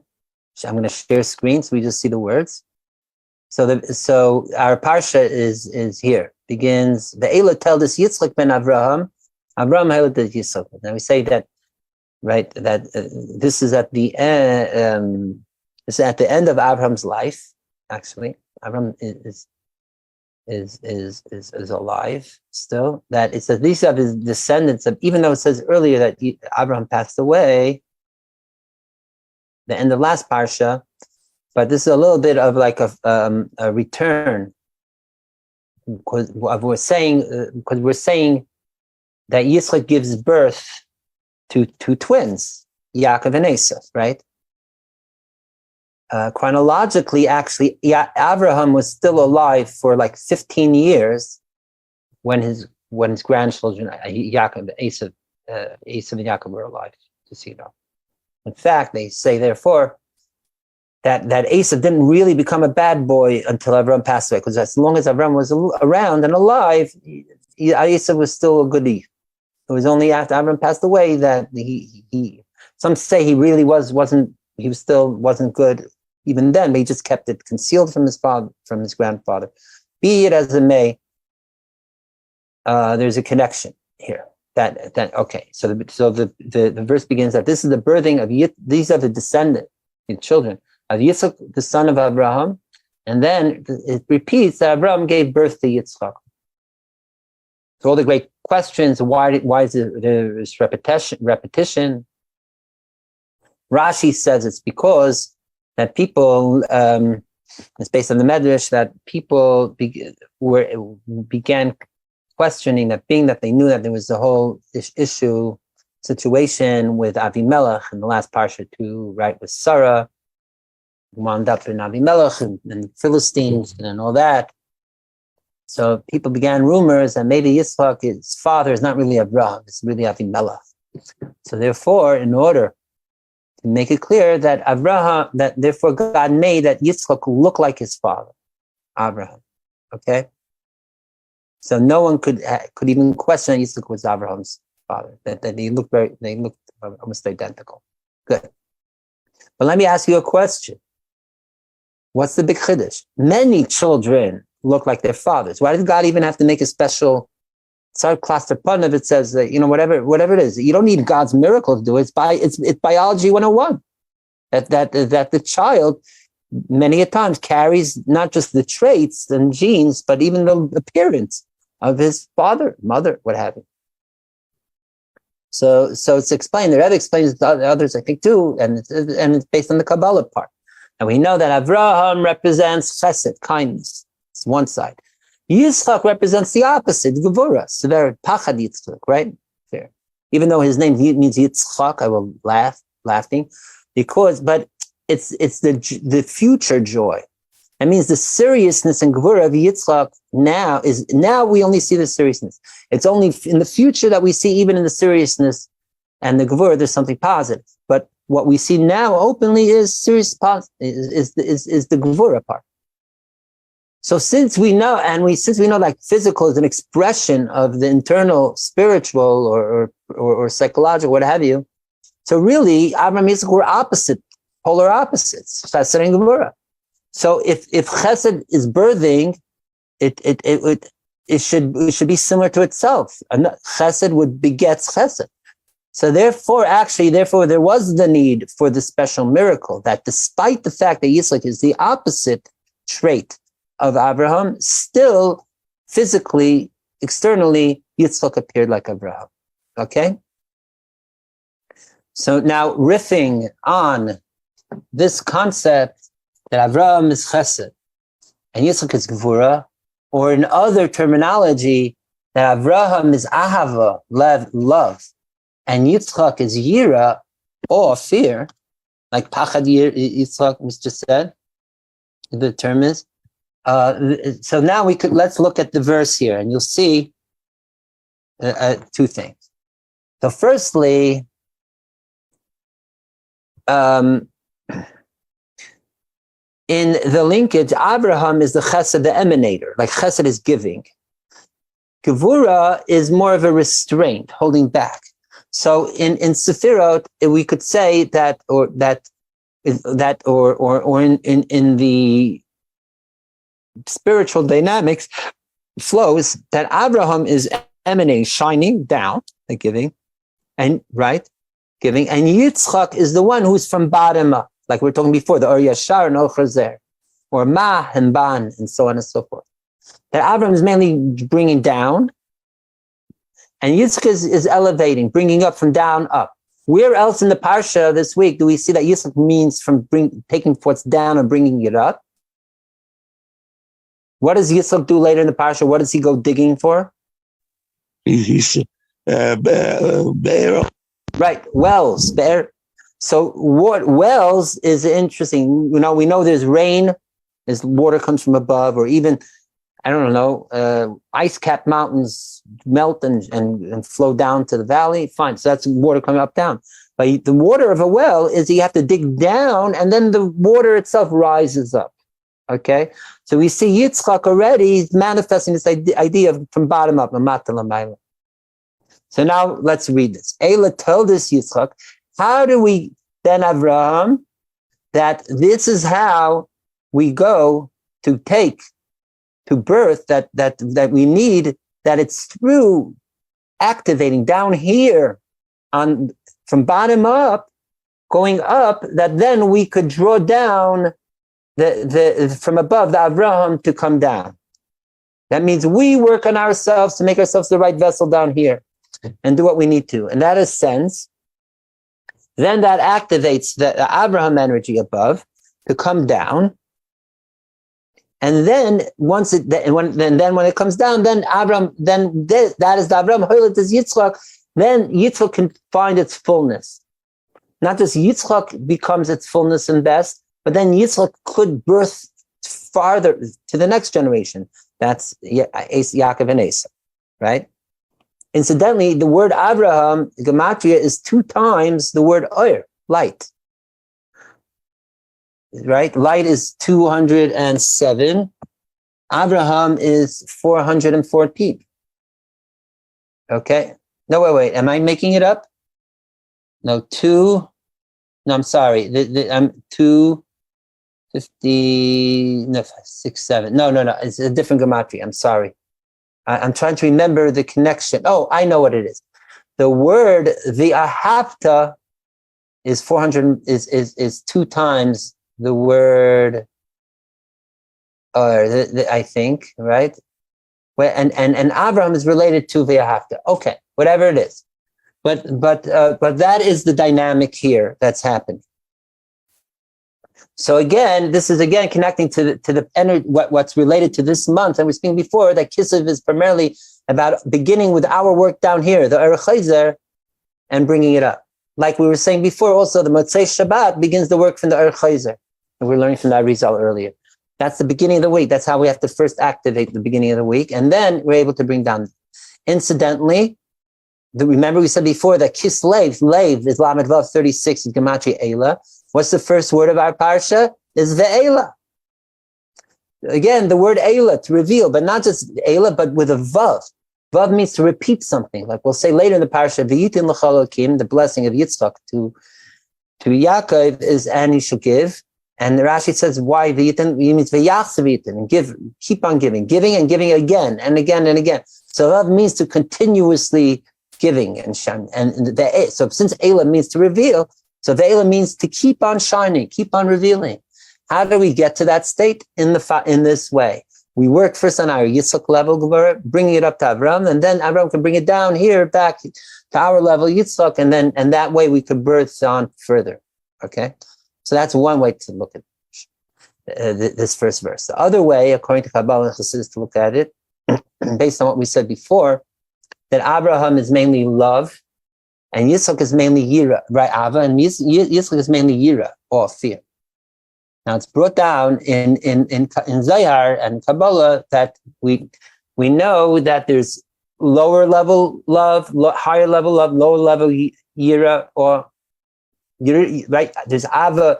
It's called like this. The yira and the or, it's called, there's yira tata, lower law, and there's yira ilah, upper, higher, the highest level yira. Similarly,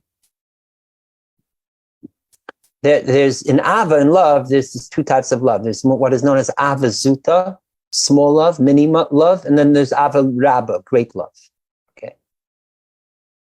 So what is the process of, what is the dynamic? So it's 4 levels, 2 levels a year, 2 of Ava. How does it work practically in our own work? And in fact, this translates in davening too, as we'll see. So the way it's explained in Kabbalah is we say b'techilu or rechimu chilu. Chilu is Aramaic for fear, rechimu for love. So it's not love, fear, love, then again fear, love, but it's actually the lower level fear, above that the lower level love, and above that the higher level love, and then above that the highest is actually the higher level of fear, of awe, yira. So it's yira, ava, yira. Okay? Yira tata, ava zuta, ava rabba, then yira ilah. Like most people think the highest level must be love. But no. According to Kabbalah and explaining the Chassidus, the highest level is actually yira, awe, on the highest level. Because that awe is not scared and limitation. It means I'm overwhelmed. I'm in together one with the essence. That is, yira also has the word to see, visual. Everything is open and most open, illuminated. So too in davening, we say we begin before we daven. We're supposed to prepare ourselves for davening, and that is the preparation for davening. That's the yira tata, lower yira. Then we go into Pesukei de Zimra, all the parts of the davening about the greatness, all the hallelujahs and all the beauty of creation, all that. That is the Ava Zuta, the lower level of Ava. Then we build ourselves up to the Ava Rabba. When is that? That's Shema. We get to the Ve'ahavta. That's the highest level of love. But then after that, we have Shemana Esrei. And Shemana Esrei is actually the Yira Ilah, the highest level of awe. That's why we stand like we're before the king and its most level of awness, awesomeness even. Okay. So that too is translated here in this pasuk. We say, how do we make the proper birthing, meaning creating to that, getting to the highest, the proper level? What's the best alignment? You first start with Yitzchak. That's the lowest level of Yira, right? It's Gvura, Yira. Then is Ben Avraham. Then you work your way up to the lower level of love, Avraham. And then you follow that with the upper level of love. The second time it says Avraham. And only then birthing to the highest level of Yira, which is the second time it says Yitzchak. Okay? So that is the best, purest dynamic. And in fact, it says when Mashiach comes, Yira actually, this supernal Yira will be the most open and illuminated. I'm just going to get out of share screen for a bit. I'm muting you, Harvey, just because it's a bit staticky, unless you have something figured out. If you do want to mention something, make sure it's clear, or you could do like others do and write something in the chat if your audio is not up to par. Okay? So it says like this. We know Kohanim represent chesed. Or and in metals, they represent silver, kisufin, yearning. Leviim represent yira, awe, and also gold. So normally, like in normal states, we know that the Leviim, the Levites, are there merely to support, and they're inferior, even so to speak, to the Kohanim, so the main machas. But it says when Mashiach comes, it'll be the opposite. The Levi will be superior to the Kohen. Why? Because it's dafka when Mashiach comes, that will reveal openly at the highest level is not love, but the state of absolute awesomeness, awe, yira. Okay? That level of Yitzchak will be shown to be most superior. And that's why it says that when Mashiach comes, the verse is that it's Dafke Yitzchak will be called Kiata Avinu, that you're our father. Not Avraham, not Yaakov, but Yitzchak will be the number one of the patriarchs when Mashiach comes. And again, that's already embedded in the name Yitzchak, is in the future tense. Apam Yitzchak will laugh, like we say when Mashiach comes, then our mouths will be filled with laughter. So the name Yitzchak is already signifying that even though it seems like all scary trepidation, so to speak, pachad, now Yitzchak, but really this is just the ultimate revelation of Yitzchak will be that it will be a state of total positivity and happiness and laughter. Okay, but this takes a lot of work. This doesn't come overnight, and that's why we have to work here in this world. And that's the whole digging of the wells that Yitzchak goes through. And if you in the parsha later, let's see, I'm just going to skip a bit so let's share screen a bit. It says the next paragraph, 25, 26, where it says that he digs the wells. That he digs once, but then the Philistines come and stop it. So he has to build a second well. So he builds an Asik well. So he builds a second one, Sitna. And these are all negative names. Asik means messing things up. Sitna, it was as a word, stirring like the Satan. But then he builds a third well, which he calls Rechavot, and that it lasts forever. And it's brought down, I forget where, if it's in Kabbalah or Medrash, and these three wells represent the three temples, three Batei Mikdashes. That the first temple was built, but then was destroyed. Comes the second, is also after the third one, that will be built and be Rechavot. It means be wide, it will be all the best. In fact, the Rechavot is also the word Rechavot Anar, the wideness of the rivers. It represents in Kabbalah the sphere of Bina. That Yitzchak is actually an expansion of Bina of the energy of Avraham. And able to be fruitful from it in the land. Yitzchak also, we know, like Yitzchak, because there was a famine, he wanted to go down to Avimelech, the Philistines, or wherever, to Egypt, actually. I'm sorry. I was going to say, just before Egypt. I go on, Rechavot, as opposed to Mitzrayim. Right, very good. Thank you. Yeah, very good. Right. But God does not allow Yitzchak to leave Israel. He says you're holy and you're to remain in Israel because it's already consecrated from Mashiach. That means that Yitzchak's role was not to go. Avram's role was to go out to spread, to be a missionary, even a shliach, so to speak. Yitzchak was the opposite. He stayed where he was. He did something even greater. He didn't have to go out. In a way, his light was so intense. He was able to attract people to come to him. Even as the Chumash says, let me share the screen again. It says that at some point, Avimelech came to the great king Avimelech, the Philistine, and came to Yitzchak to say, hey, why didn't you tell me that Rivka is really your wife, not your sister, blah, blah, blah. And that's when things work out positively. That means that Yitzchak was able to attract even Avimelech and the Philistines, which Philistines, what is the word Pelishtim? Peleshet, Pilash also means like being open, exuberant, spreading out openly. And it's explained that the Pelishtim were those like almost merrymakers. Everything was hilarious. Everything they were also great imitators. Great copy. They were like actors and entertainers. And it was a lot full of entertainment, and even they could imitate even the activities of Avraham, of the holy activities. But it was all external. It was all surface level. What didn't really penetrate deep. And that's why, in fact, they were covering up all these wells. They just wanted things to be on surface level. But that's what Yitzchak accomplished. He got the Philistines to come to him and get them to transform and get them to stop stopping, meaning filling up the wells, and in fact was able to do the true revealing of the earth, which is the cover-up, and bringing out the holy waters from below.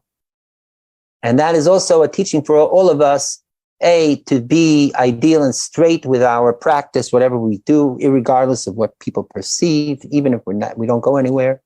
Number one. Number two is to dig. Digging is not easy. And to dig within ourselves, whatever's covering up our pure well spring water. And that way to bring it out into the world. Okay? So again, that is related to the whole theme of that we're discussing tonight about being in a state of or chazer, the return light, from bottom up, working our way up again. And in fact, that is why when it ultimately comes out in the next generation, what does Yitzchak bless Yaakov when there's the whole trickery and the imposter thing, Yaakov with support of his mother Rivka, dresses up like Esau in fur and gets a blessing. God will give you all these blessings from Mital Shamayim, from the dew of heaven, the Shmani of fat of the land, and there's 10 blessings there, which it's explained in Midrashim that corresponds to the 10 sayings, 10 utterances that God created the world. That now with Yaakov, the blessings of Yitzchak to Yaakov, now the purpose of the whole creation is going to come out openly. But what is it? The word Yitin L'cha? Who gives it all these great blessings? Not Yud Kei Vav Kei, but Elokim, which we know Elokim is the name of God of Din, of judgment, of Gvura, right? Because that is connected to what we were saying before. That's dafka through Gvura, dafka through that effort, the work down here below, that we could actually tap and channel the highest state above of blessings and so on.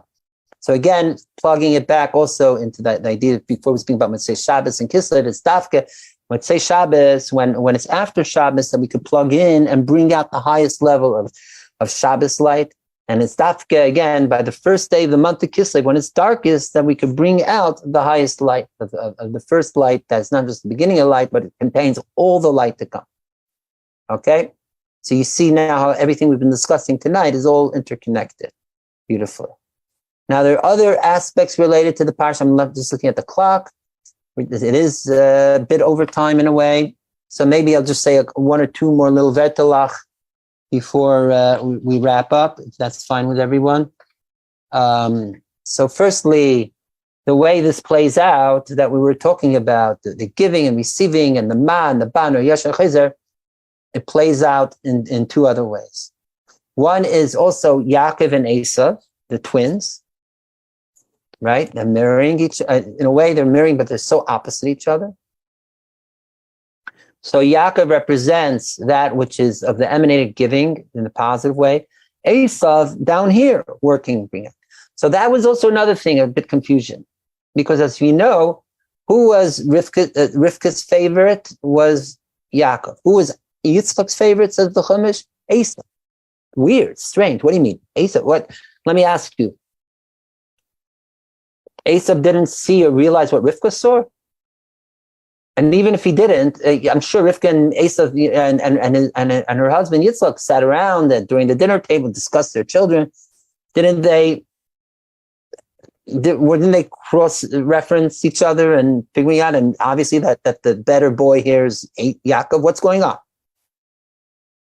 But really, this is the point.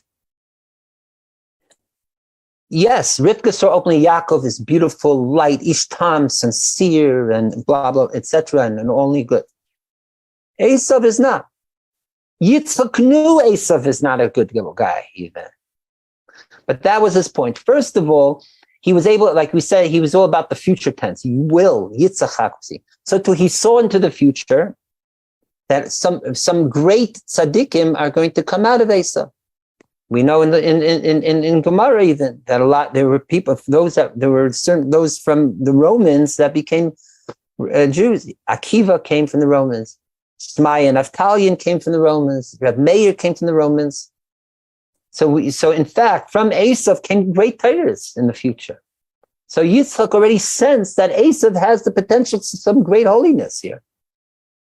Moreover, the Yitzchak's point was, just like he is all about Chayda, returning from down here, working your way up, that you got to work and transform even in the lowest level, the earth and the darkness, bring out the light. So he's going to support and encourage Esav to do the same. That this, even though that Esav is a hunter and he likes hanging out in who knows what fields, Ish Sadeh, in the no good neighborhoods, and doing hanky panky and being all wild. Guess what? There's a purpose of that and that eventually when Esav does tshuva and transforms, then he will be even greater than Yaakov in the process. So actually, Yitzchak had great hope. And the great joy, in fact, is not when your son, who's a good boy, keeps on staying good. That's not. But it's Dafka, the child who is a rebel, who's, the famous prodigal son thing. It's Dafka, the one who is, who was an old, and then has a change and becomes better. Man, that brings the most joy to a parent, right? So Yitzchak had great hope in Esav in this respect, that Esav could actually bring it up. In fact, the word Esav has the word asa, to make, to transform. Whereas Yaakov is just the word heal, like an inferior level. But little did Yitzchak know that you can't look into the future. You have to take things for face value the way they are now. Of course, Esav had the potential to do tshuva and all that, but that was Esav's own free choice to do, regardless of what Yitzchak perceived and thought and what have you.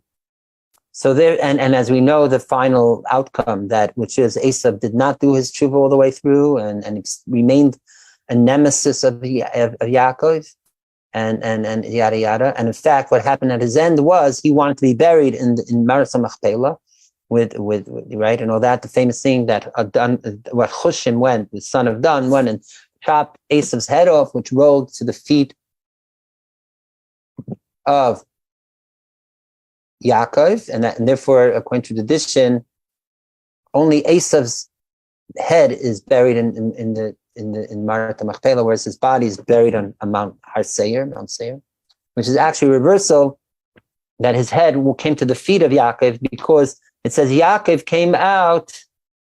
What it says, V'yadei Echezes. Oh, so it's a bit of a repeat, because it says, what's the V'yadei Echezes Bakevia, right?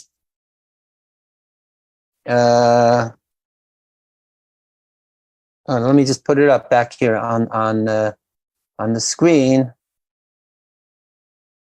That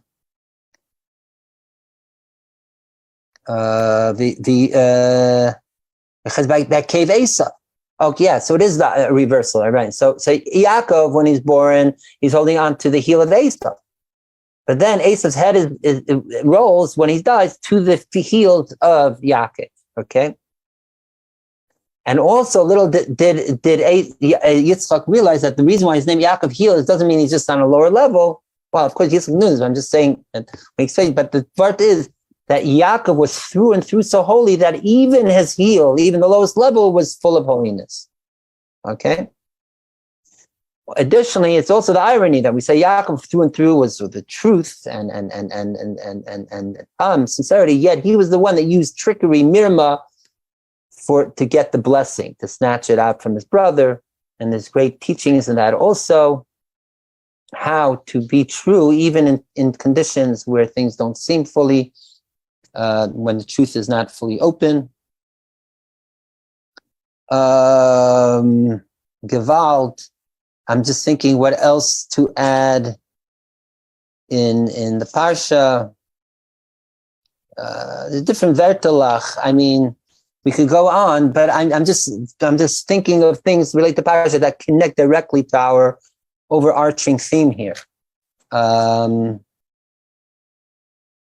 The transformation, and in fact, things like that Yitzchak smelled the Gan Eden of the field. We say Gan Eden because he himself was, overarching, right? That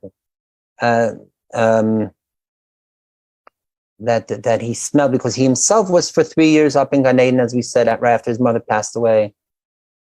So bringing it down.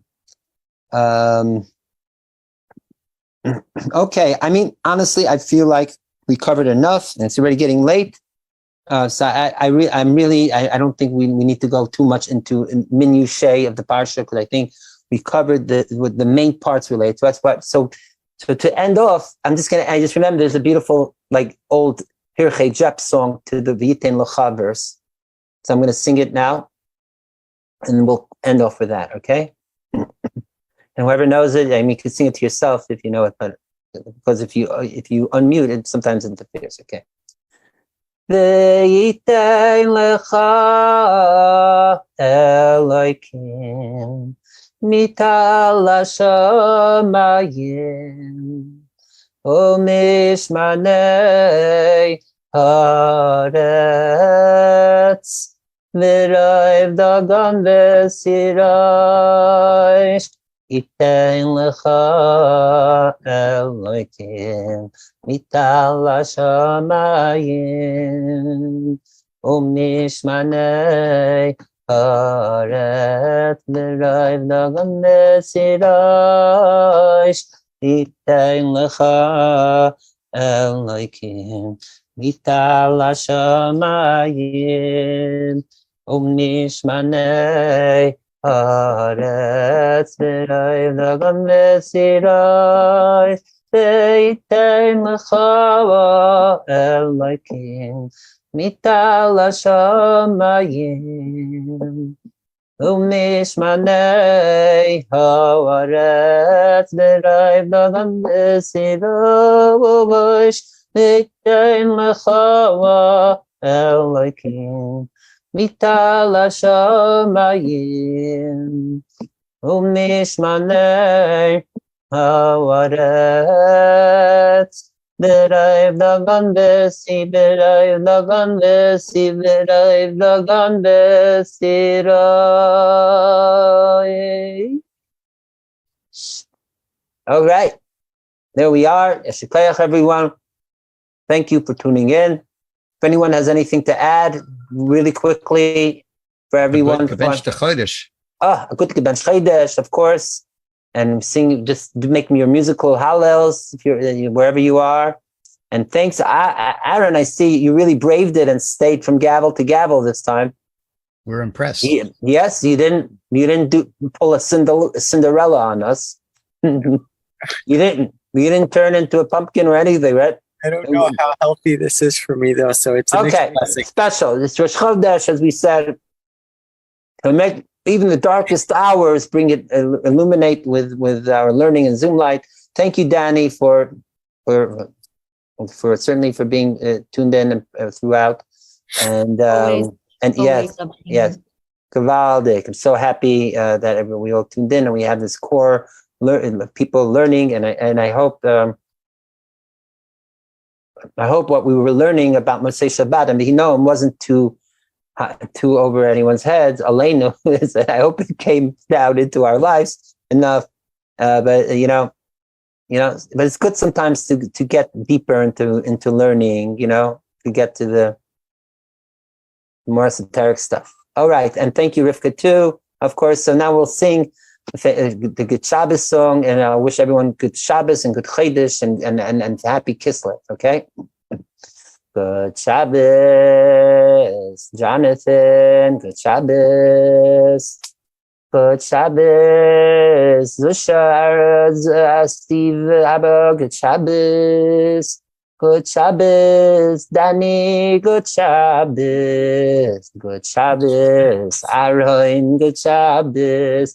Good Shabbos, Rivka. Good Shabbos. Good Shabbos, Ariel. Good Shabbos. Good Shabbos, Harvey. Good Shabbos. Good Shabbos, whole world. Good Shabbos. Good Shabbos, Sunday, Monday, Tuesday, Wednesday. Good Shabbos. Good Shabbos, Thursday and Shabbos. Good Shabbos. The whole wide world is there singing Good Shabbos. Every day of the week singing Shabbos. Everyone, every soul singing Shabbos. Every world is singing Shabbos. Everything is Shabbos. Shabbos. Shabbos. Thank you, Sever, again. A million for staying up with me every week. It's such. This is the greatest gift, the greatest.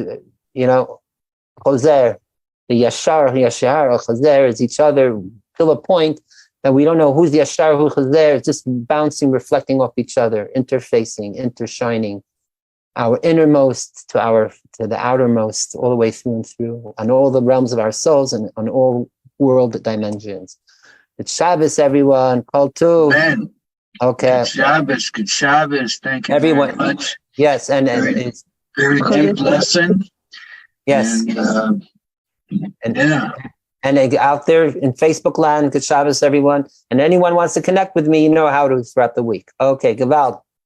Love you all.